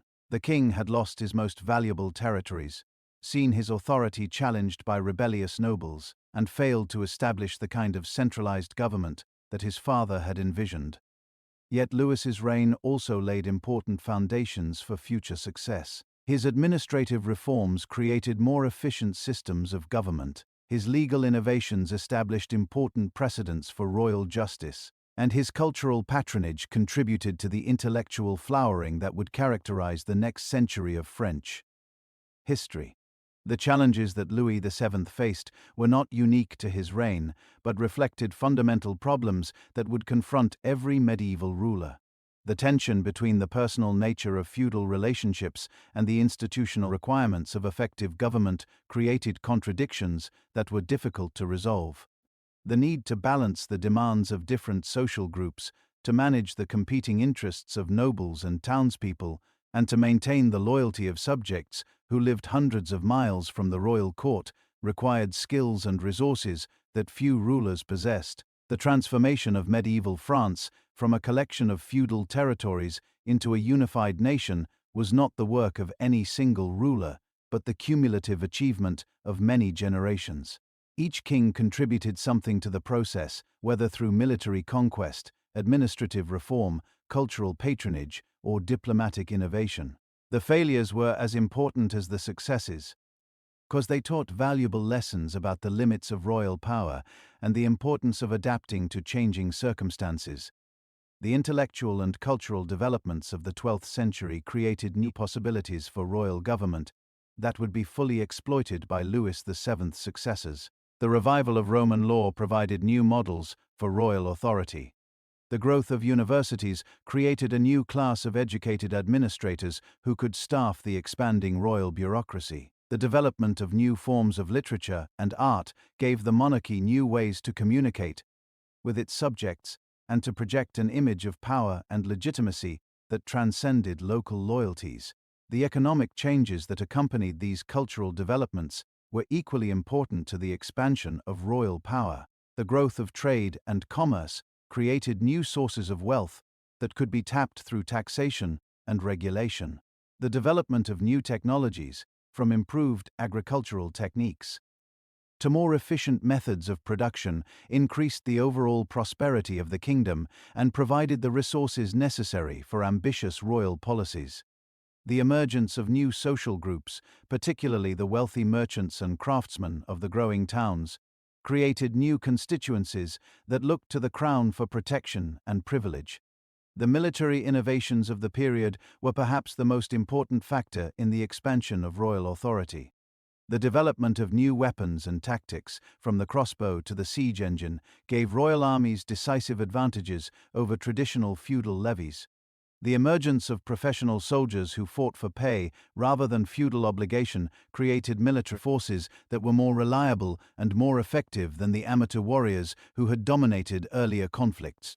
The construction of new fortifications designed to take advantage of the latest military technologies gave the monarchy strategic advantages that could be used to continue rule rebellious territories. The diplomatic achievements of the 12th century were no less significant than the military ones. The French kings established themselves as the leaders of Western Christendom, mediating disputes between other rulers and serving as the champions of church reform. They cultivated relationships with the Pope, who came to see the French monarchy as the most reliable defender of ecclesiastical interests. They also established marriage alliances with other royal houses, creating networks of relationships that extended French influence far beyond the borders of the kingdom itself. The reign of Louis VII ended in 1180 with the accession of his son Philip Augustus, a young man who possessed all the qualities that his father had lacked. Philip was ambitious, ruthless, and politically astute, with an intuitive understanding of the requirements of effective kingship. He was also fortunate to come to the throne at a moment when the conditions were right for a dramatic expansion of royal power. The Angevin Empire was beginning to show signs of strain. The Church was entering a period of reform and renewal, and the growing prosperity of the kingdom provided the resources necessary for ambitious policies. The stage was set for one of the most remarkable reigns in French history, a quarter-century of almost constant warfare and political maneuvering that would transform the kingdom from a second-rate power into the dominant force in Western Europe. Philip Augustus would prove to be the greatest of the Capetian kings, the ruler who would finally realize the potential that had been building for 2 centuries. His reign would witness the collapse of the Angevin Empire the expansion of royal authority throughout France, and the establishment of the monarchy as the unquestioned leader of European politics. The young king who ascended the throne in 1180 inherited not just a kingdom, but a destiny. The patient work of his predecessors had created the conditions for greatness, and Philip Augustus possessed the vision and determination to seize the opportunity that history had presented. The next chapter in the story of medieval France would be written in blood and gold, in the clash of armies and the whispered negotiations of diplomatic conferences, in the construction of cathedrals and the composition of epic poems that would celebrate the achievements of the greatest age in French history. The transformation that was about to begin would not be limited to France alone, but would reshape the entire balance of power in medieval Europe. The kingdom that had emerged from the ruins of Charlemagne's empire would finally claim its rightful place as the successor to Rome, the leader of Christian civilization, and the model for all future European monarchies. The age of French greatness was about to dawn, and its light would illuminate the medieval world for centuries to come. The year 1180 marked not just a change of rulers, but the beginning of a revolution that would echo through the centuries. Philip Augustus, barely 15 years old when he assumed the throne, possessed something that had been absent from French kingship for generations: the cold calculation of a master strategist, combined with the burning ambition of a conqueror. Where his father Louis VII had been pious and cautious, Philip was ruthless and opportunistic. Where Louis had sought to preserve what he had inherited, Philip hungered to expand it beyond all recognition. The young king's first challenge came not from foreign enemies, but from within his own kingdom, where the great nobles had grown comfortable with royal weakness and saw the accession of a teenage king as an opportunity to further erode central authority. The Count of Flanders, the Duke of Burgundy, and most dangerously, Henry II of England, all began to test the resolve of the new monarch. They probed his defenses, challenged his decisions, and waited for signs of the weakness that had characterized his father's reign. But Philip Augustus was not his father. When rebellious nobles thought they could manipulate the young king, they discovered a ruler who understood power in ways that would have shocked the pious Louis VII. Philip had studied the failures of his predecessors and learned from their mistakes. He knew that in a world where might made right, survival depended not on moral authority, but on the ability to inspire fear in one's enemies and loyalty in one's followers. The royal court that Philip assembled around him reflected this new understanding of kingship. Gone were the scholarly debates and theological discussions that had characterized his father's reign. In their place came hard-headed administrators who understood that government was about results, not intentions. Men like Guérin and Barthélemy de Roy brought to the royal service a combination of practical experience and ruthless efficiency that would transform the machinery of French government. The king's first major test came in 1181 when Philip of Alsace, Count of Flanders, attempted to dictate terms to the young monarch. The count had been regent during Philip's minority and apparently expected to continue wielding influence over royal policy. His demands were breathtaking in their arrogance.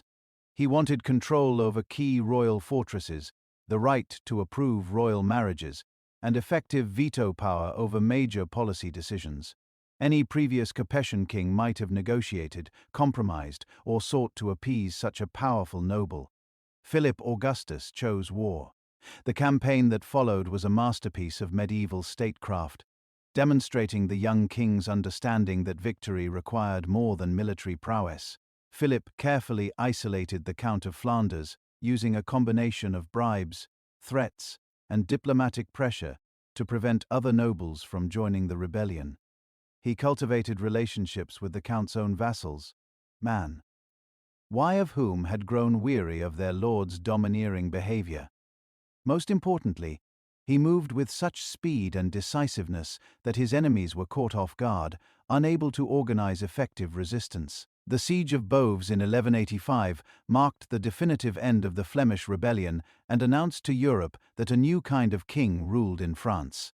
Philip's forces surrounded the fortress with a professionalism that recalled the great campaigns of Charlemagne. using advanced siege techniques and coordinated attacks that overwhelmed the defenders.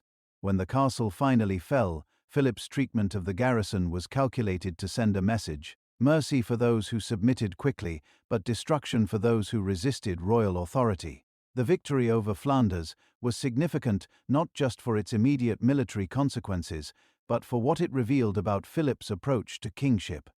Unlike his predecessors, who had often been content to accept nominal submission from rebellious nobles, Philip insisted on real obedience backed by practical guarantees. He demanded hostages from defeated enemies, required them to surrender key fortresses, and imposed financial penalties that would prevent future rebellion.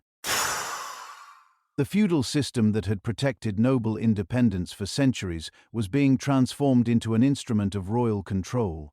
The administrative reforms that Philip implemented during his early reign were equally revolutionary. The king understood that lasting power required more than military victory. It demanded the creation of institutional structures that could function effectively even when the monarch was absent or distracted.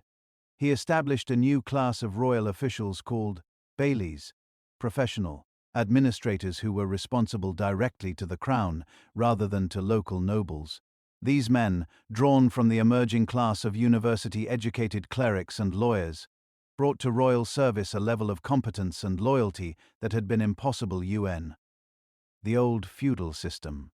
The financial innovations of Philip's reign were perhaps even more important than the administrative ones.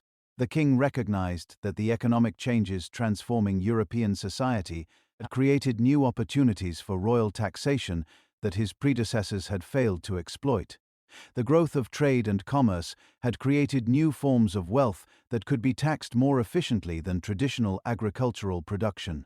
The emergence of a money economy had made it possible to maintain professional armies and bureaucracies that were far more effective than the feudal levies of earlier generations. The royal treasury that Philip built during his reign became one of the most important instruments of his policy. Unlike his predecessors, who had often been forced to rely on the generosity of their nobles for financing major undertakings, Philip possessed independent sources of revenue that gave him unprecedented freedom of action. He could hire mercenaries when few levies proved inadequate, purchase the loyalty of potential allies, and undertake building projects that enhanced both royal prestige and practical power. The cultural transformation of the French court under Philip Augustus was no less significant than the political and administrative changes. The king understood that power in medieval society was as much about perception as reality, that the ability to project an image of strength and legitimacy was crucial to maintaining authority. He invested heavily in the construction of new royal palaces, the patronage of scholars and artists, and the development of court ceremonies that emphasized the sacred nature of royal authority. The fortress of the Louvre, which Philip began constructing in 1190, exemplified this new approach to royal power. The massive stone structure was designed not just as a military stronghold, but as a symbol of royal authority that could be seen from across the city of Paris. Its towers rose above the surrounding buildings like stone proclamations of royal supremacy, while its walls enclosed treasuries and armories that demonstrated the king's practical resources. The fortress was both functional and symbolic, serving the dual purpose of protecting the royal person and projecting royal power. The expansion of Paris under Philip's rule reflected broader changes in the nature of medieval government. The city grew from a modest town clustered around the royal island to a major European metropolis that rivaled Rome and Constantinople in size and importance. The king's investments in urban infrastructure, from new bridges and roads to improved water supplies and market facilities, transformed Paris into a magnet for merchants, scholars and craftsmen from across Europe. The prosperity that resulted from this growth provided the crown with new sources of revenue and political support. The University of Paris, which received royal charter and protection during Philip's reign, became one of the most important centers of learning in medieval Europe. The king understood that intellectual achievement was as important as military victory in establishing the prestige of his kingdom. He attracted scholars from across Christendom, providing them with the resources and protection necessary for their work.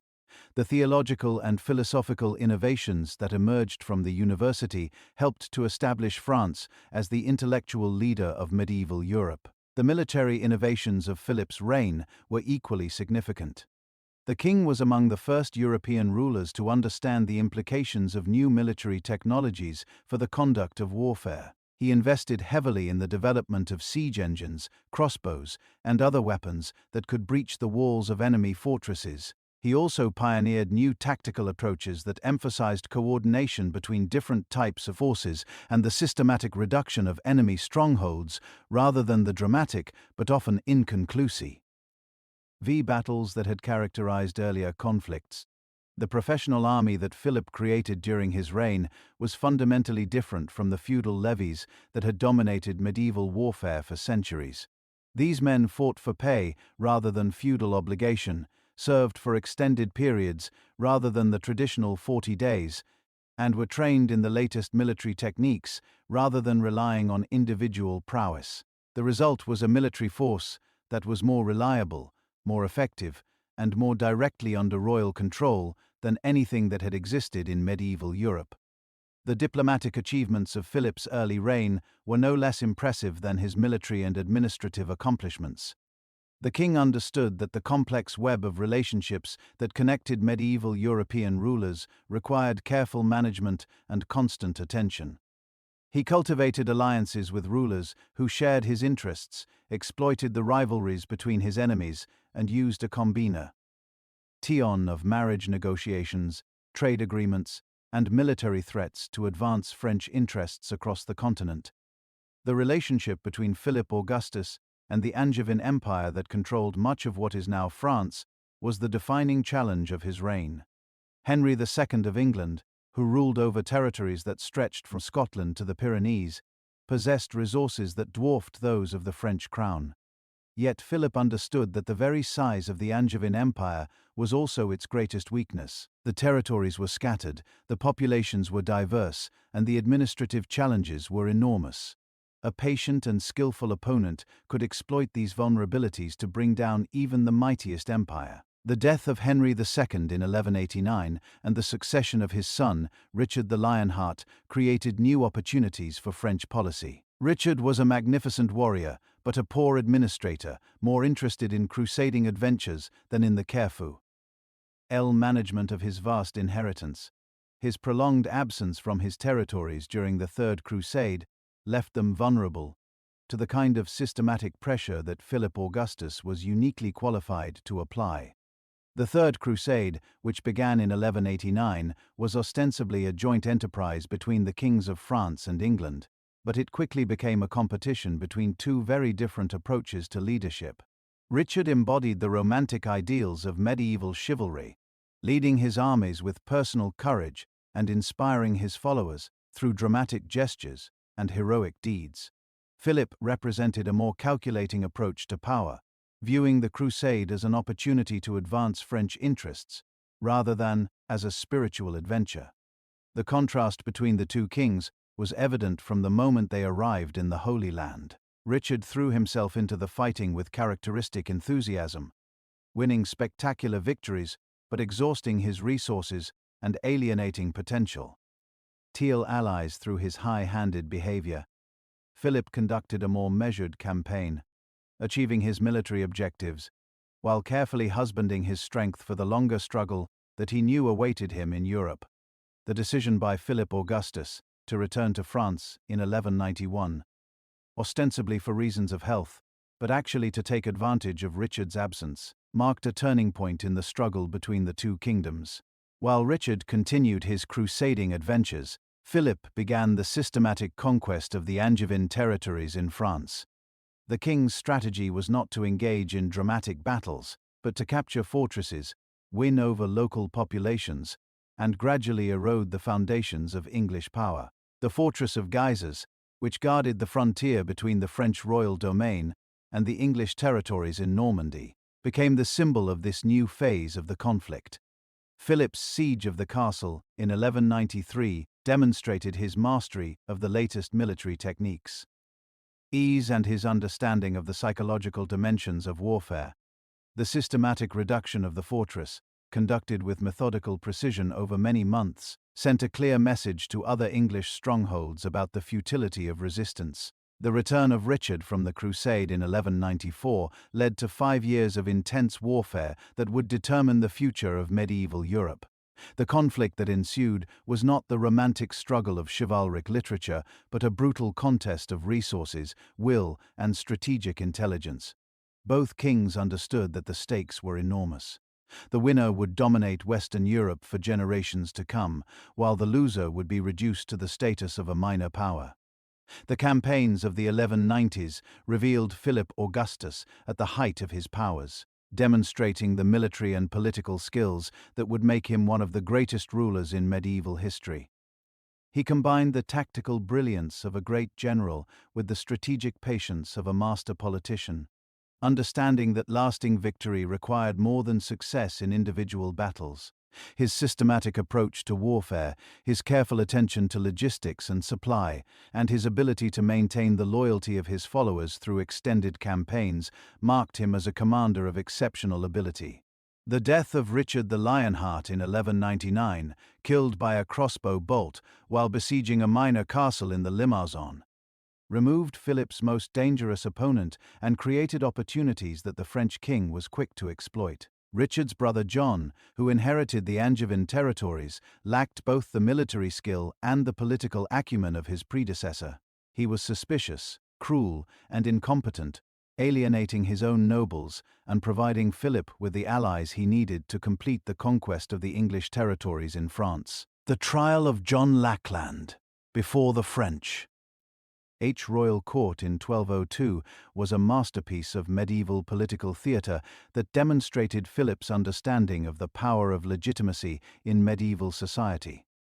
By summoning John to answer charges of violating his feudal obligations, Philip was asserting the principle that even the King of England was subject to French law when it came to his continental territories. John's refusal to appear before the court provided Philip with the legal justification he needed to declare the English thief forfeit and to begin its systematic conquest. The campaign that followed was the culmination of Philip's life work, the final act in the drama that had begun with his accession to the throne 22 years earlier. The systematic reduction of English strongholds across northern France demonstrated the power of the military and administrative systems that Philip had spent decades perfecting. Castle after castle fell to French forces, their garrisons unable to resist the combination of superior forces, or siege techniques and political pressure that Philip brought to bear. The siege of Château Gallard in 1203 and 1204 became the symbol of English defeat and French triumph. The great fortress built by Richard the Lionheart to guard the approaches to Rouen was considered impregnable by contemporary military experts. Yet Philip's forces, using a combination of direct assault, siege engines, and psychological warfare, managed to breach its defenses after a siege of 8 months. The fall of Château Gallard opened the way to Rouen and the conquest of Normandy, the heartland of the Angevin Empire. The capture of Rouen in 1204 marked the effective end of English power in northern France and the beginning of a new era in European politics. The city that had been the capital of the Norman dukes for centuries now acknowledged the sovereignty of the French crown. The territories that had been lost through the marriage of Eleanor of Aquitaine were finally restored to royal control. The Angeve, an empire which had seemed so formidable just a few years earlier, had collapsed like a house of cards. The transformation of Philip Augustus from a teenage king ruling over a modest domain to the master of the greatest kingdom in Western Europe was complete. In less than a quarter century, he had tripled the size of the royal domain, established French supremacy over the English territories in France, and created the institutional foundations for centuries of French dominance. The kingdom that had been a second-rate power when he ascended the throne was now the undisputed leader of European politics. Yet Philip's greatest triumph was still to come. The Battle of Bouvines in 1214 would be the culmination of his reign. the moment when all his carefully laid plans would come together in a single decisive encounter that would determine the fate of medieval Europe. The alliance that had formed against him, including the Holy Roman Emperor, the Count of Flanders, and King John of England, represented the greatest threat that any French king had ever faced. The outcome of the battle would determine not just the fate of the participants, but the future of European civilization itself. The stage was set for one of the most important battles in medieval history, a conflict that would test everything that Philip Augustus had built during his remarkable reign. The patient work of decades, the careful accumulation of power, the systematic development of new forms of government and warfare, all would be put to the ultimate test on the plains of Flanders. The fate of France, and perhaps of medieval Europe itself, would be decided in a single afternoon of combat that would echo through the centuries. The sun rose on July 27, 1214, over fields that would soon be consecrated with the blood of kings and peasants alike. At Bouvines, a small village in Flanders, whose name would echo through eternity, two visions of Europe's future prepared to collide with the force of destiny itself. On one side stood Philip Augustus, the architect of French greatness, surrounded by the flower of French chivalry and the disciplined ranks of royal infantry. On the other gathered the greatest coalition ever assembled against a single ruler. Otto IV, the Holy Roman Emperor, supported by the Count of Flanders, the Duke of Brabant, and the Earl of Salisbury, representing his master, King John of England. The coalition that faced Philip Augustus that morning represented more than mere political opposition. It embodied the old order's desperate attempt to prevent the emergence of a new kind of European power. The Holy Roman Emperor still dreamed of recreating Charlemagne's empire, of ruling over a unified Christendom from his throne in Germany. The Flemish nobles sought to maintain their independence from royal authority, to preserve the feudal fragmentation that had protected their privileges for centuries. The English fought to reclaim territories they had lost through their own incompetence, to restore an empire that had been built on luck and marriage, rather than genuine strength. Yet as the armies deployed across the plain of Bouvines, it became clear that this was no ordinary medieval battle. The forces that Philip Augustus had assembled represented something unprecedented in European warfare. A truly national army that combined the traditional feudal levy with professional soldiers, urban militias, and foreign mercenaries. The king's banners flew over men who spoke different languages and followed different customs, but who were united by a common loyalty to the crown that had given them protection, justice, and prosperity. The French battle line that formed on that fateful morning was a testament to Philip's genius for organization and his understanding of the changing nature of medieval warfare. In the center, the king himself commanded the heavy cavalry, the mailed knights whose ancestors had conquered half of Europe under Charlemagne. To the left and right stood the infantry formations, disciplined ranks of spearmen and crossbowmen who had learned their trade in the systematic sieges of English castles. Behind them waited the reserves, fresh troops who could be thrown into the battle at the crucial moment to tip the balance toward victory. The battle itself unfolded with the terrible inevitability of Greek tragedy. The imperial forces, confident in their numerical superiority and the righteousness of their cause, launched a series of massive cavalry charges that sought to break the French line through sheer force and determination. The thundering hooves of thousands of war horses shook the earth, while the war cries of a dozen different peoples echoed across the battlefield. Steel met steel with a crash that could be heard for miles, and for a moment it seemed that the weight of numbers might carry the day for the coalition. But Philip Augustus had not spent 24 years building his kingdom only to see it destroy. Wide in a single afternoon, the French line bent but did not break, absorbing the shock of the imperial charge while maintaining its cohesion and discipline. The crossbowmen, protected by the shields of their comrades, sent volley after volley into the ranks of the enemy cavalry, while the spearmen held firm against the pressure of the mounted knights. The king himself, fighting in the front rank like a common soldier, inspired his men through personal example and shared danger. The turning point came when Philip's reserves, held back through hours of desperate fighting, finally entered the battle at the moment when the enemy forces were exhausted and disorganized. The fresh French troops struck the flanks of the imperial army like a thunderbolt, rolling up the enemy line and transforming what had been a closely contested battle into a rout. The Count of Flanders was captured, the Duke of Brabant fled the field, and the Holy Roman Emperor himself barely escaped with his life, the victor. Ori at Bouvines was more than a military triumph. It was a vindication of everything that Philip Augustus had worked to achieve during his reign. The feudal fragmentation that had characterized medieval Europe for centuries had been decisively defeated by a new form of royal authority that combined personal leadership with institutional power. The old dream of imperial unity under German leadership had been shattered, replaced by a new reality of French dominance that would shape European politics for generations to come. The immediate consequences of the battle were felt throughout Europe. In England, King John's defeat discredited his rule and led directly to the rebellion that would force him to sign Magna Carta the following year. In Germany, the Holy Roman Emperor's authority was fatally weakened, beginning the long decline that would eventually reduce the empire to a collection of competing principalities.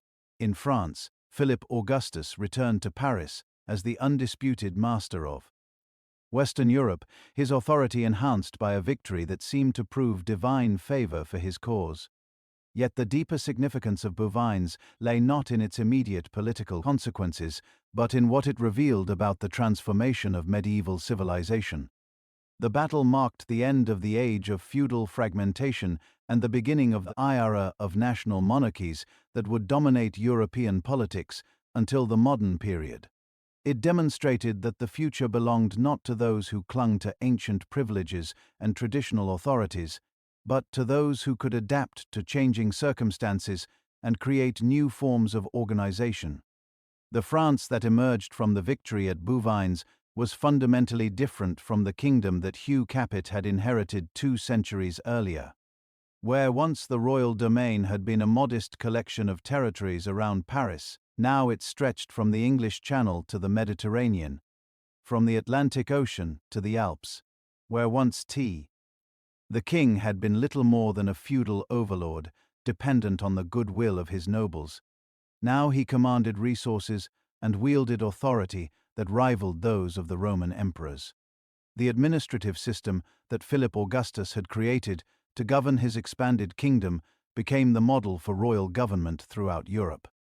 The bailies who administered justice in the king's name, the professional soldiers who fought in his armies, and the scholars who staffed his bureaucracy all represented new forms of organization that were more efficient and more reliable than the feudal institutions they replaced.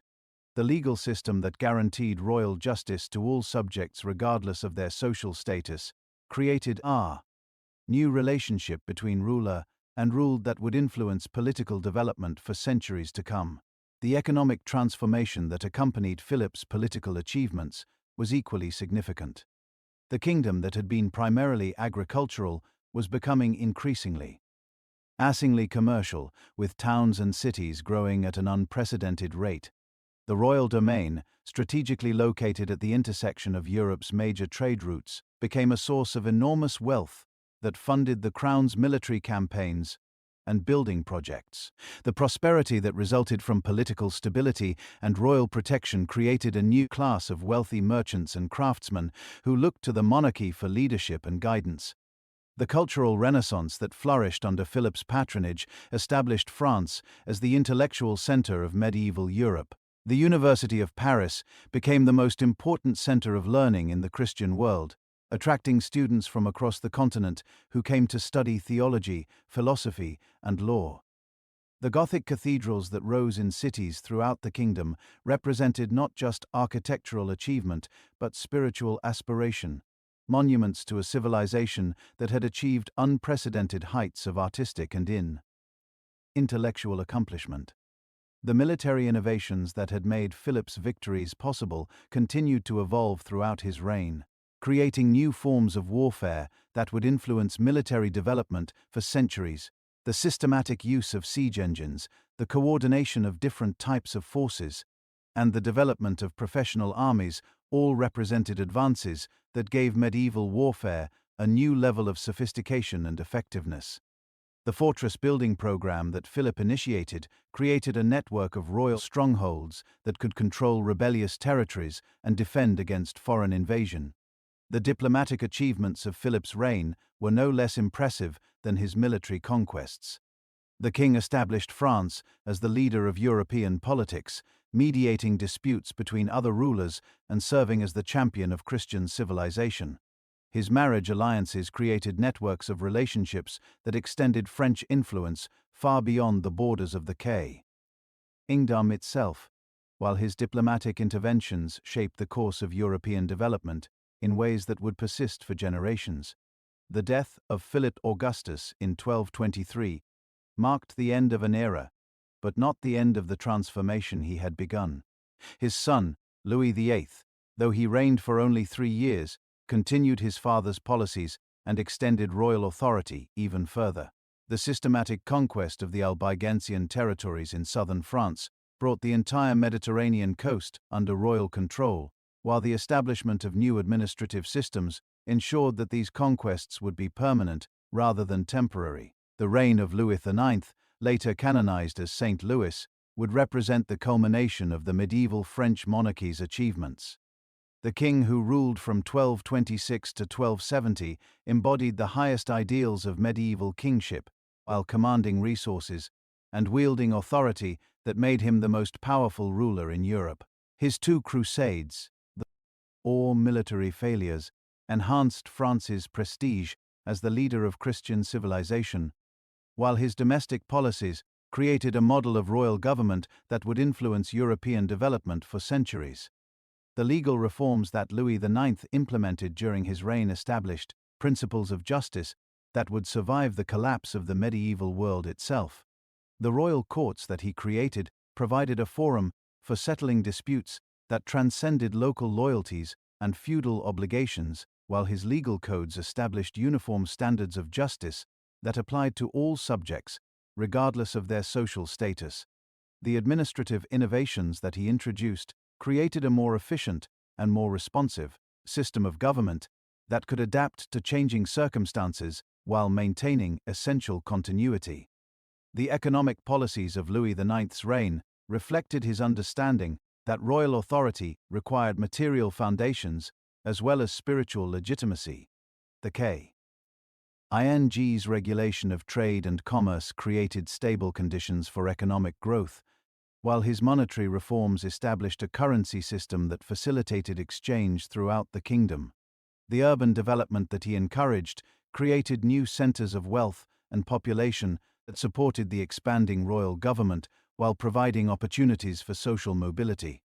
The cultural achievements of Louis IX's reign were equally remarkable. The king's patronage of learning and the arts created a flowering of intellectual and artistic activity that established France as the cultural center of medieval Europe. The Sainte-Chapelle, built to house the crown of thorns and other sacred relics, became a symbol of royal piety and artistic achievement that inspired imitation throughout the Christian world.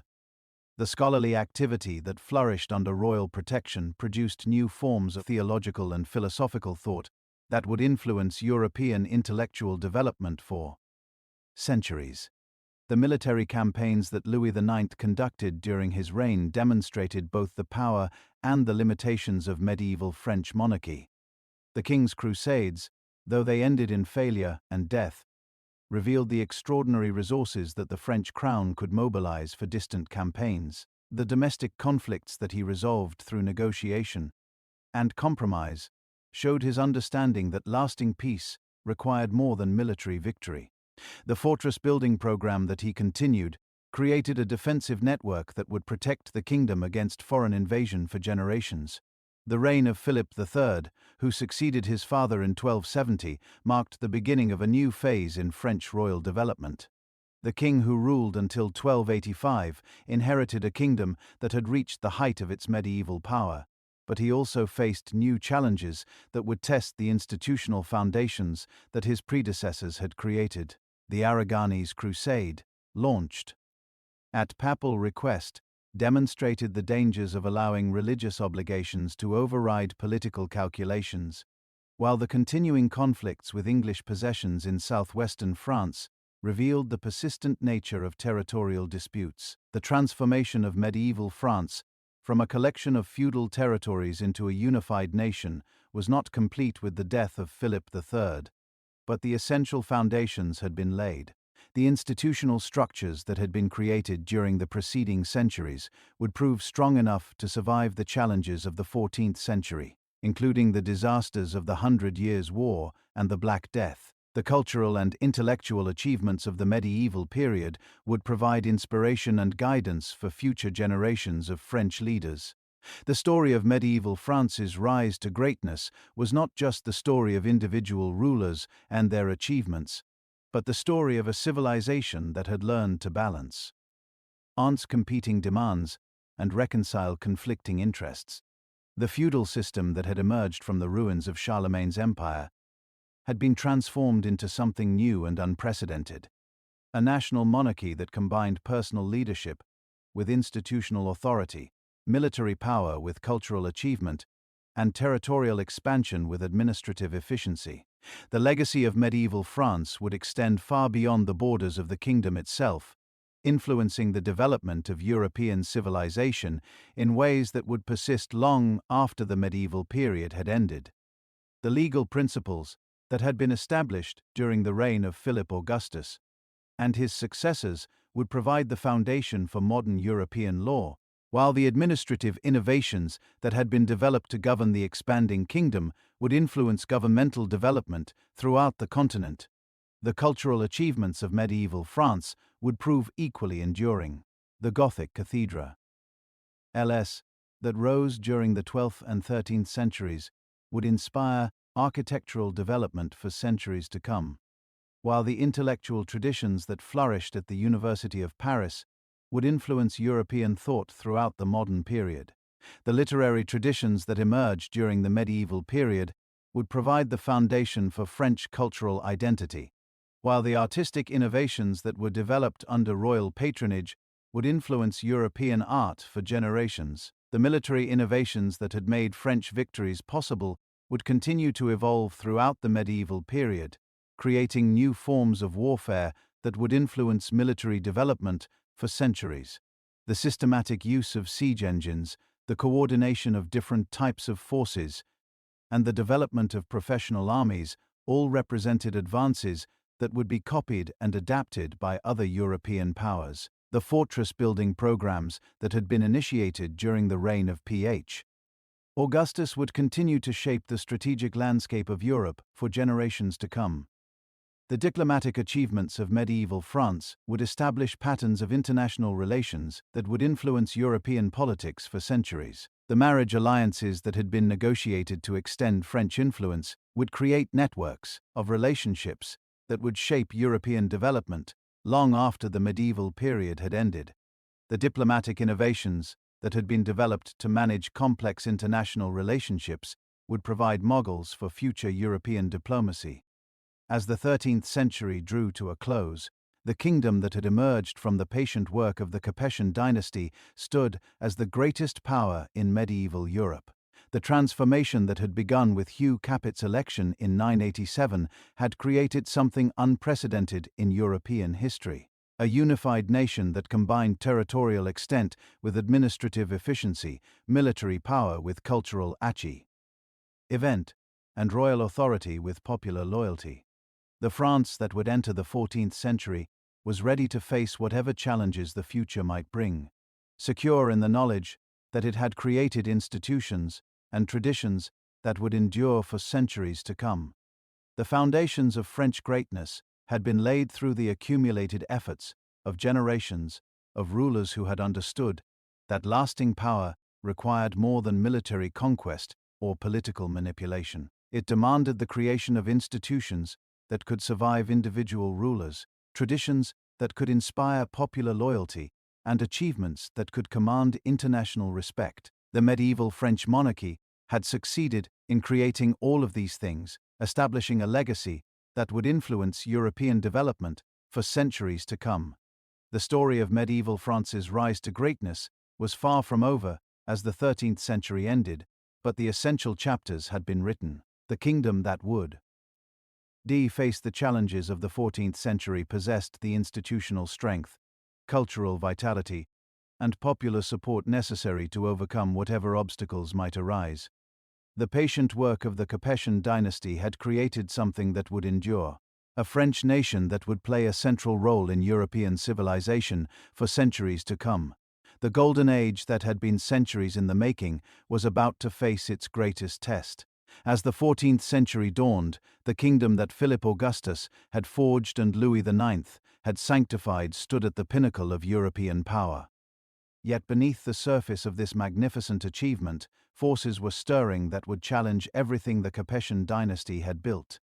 The very success of the French monarchy had created new problems that traditional solutions could not address, while the changing nature of European society was generating pressures that would test the limits of medieval institutions. Philip IV, no end to history as Philip the Fair, ascended to the throne in 1285, with all the confidence of a ruler who had inherited the greatest kingdom in Christendom. Tall, handsome, and possessed of an almost supernatural charisma, he seemed the perfect embodiment of royal authority. Yet beneath his impressive exterior lay a mind that was both brilliant and dangerous, capable of innovations that would revolutionize European politics, while simultaneously undermining the very foundations of medieval civilization. His reign would witness triumphs that surpassed even those of his illustrious predecessors, but it would also see the beginning of conflicts that would haunt France for generations to come. If you enjoyed this journey through the rise of medieval France, please take a moment to like this video and subscribe to Oliver's Stories. Thank you for listening. Thank you for being here. Now, sleep well, rest deeply, and let the echoes of cathedrals and kings fade into gentle dreams. Good night, sweet tea dreams.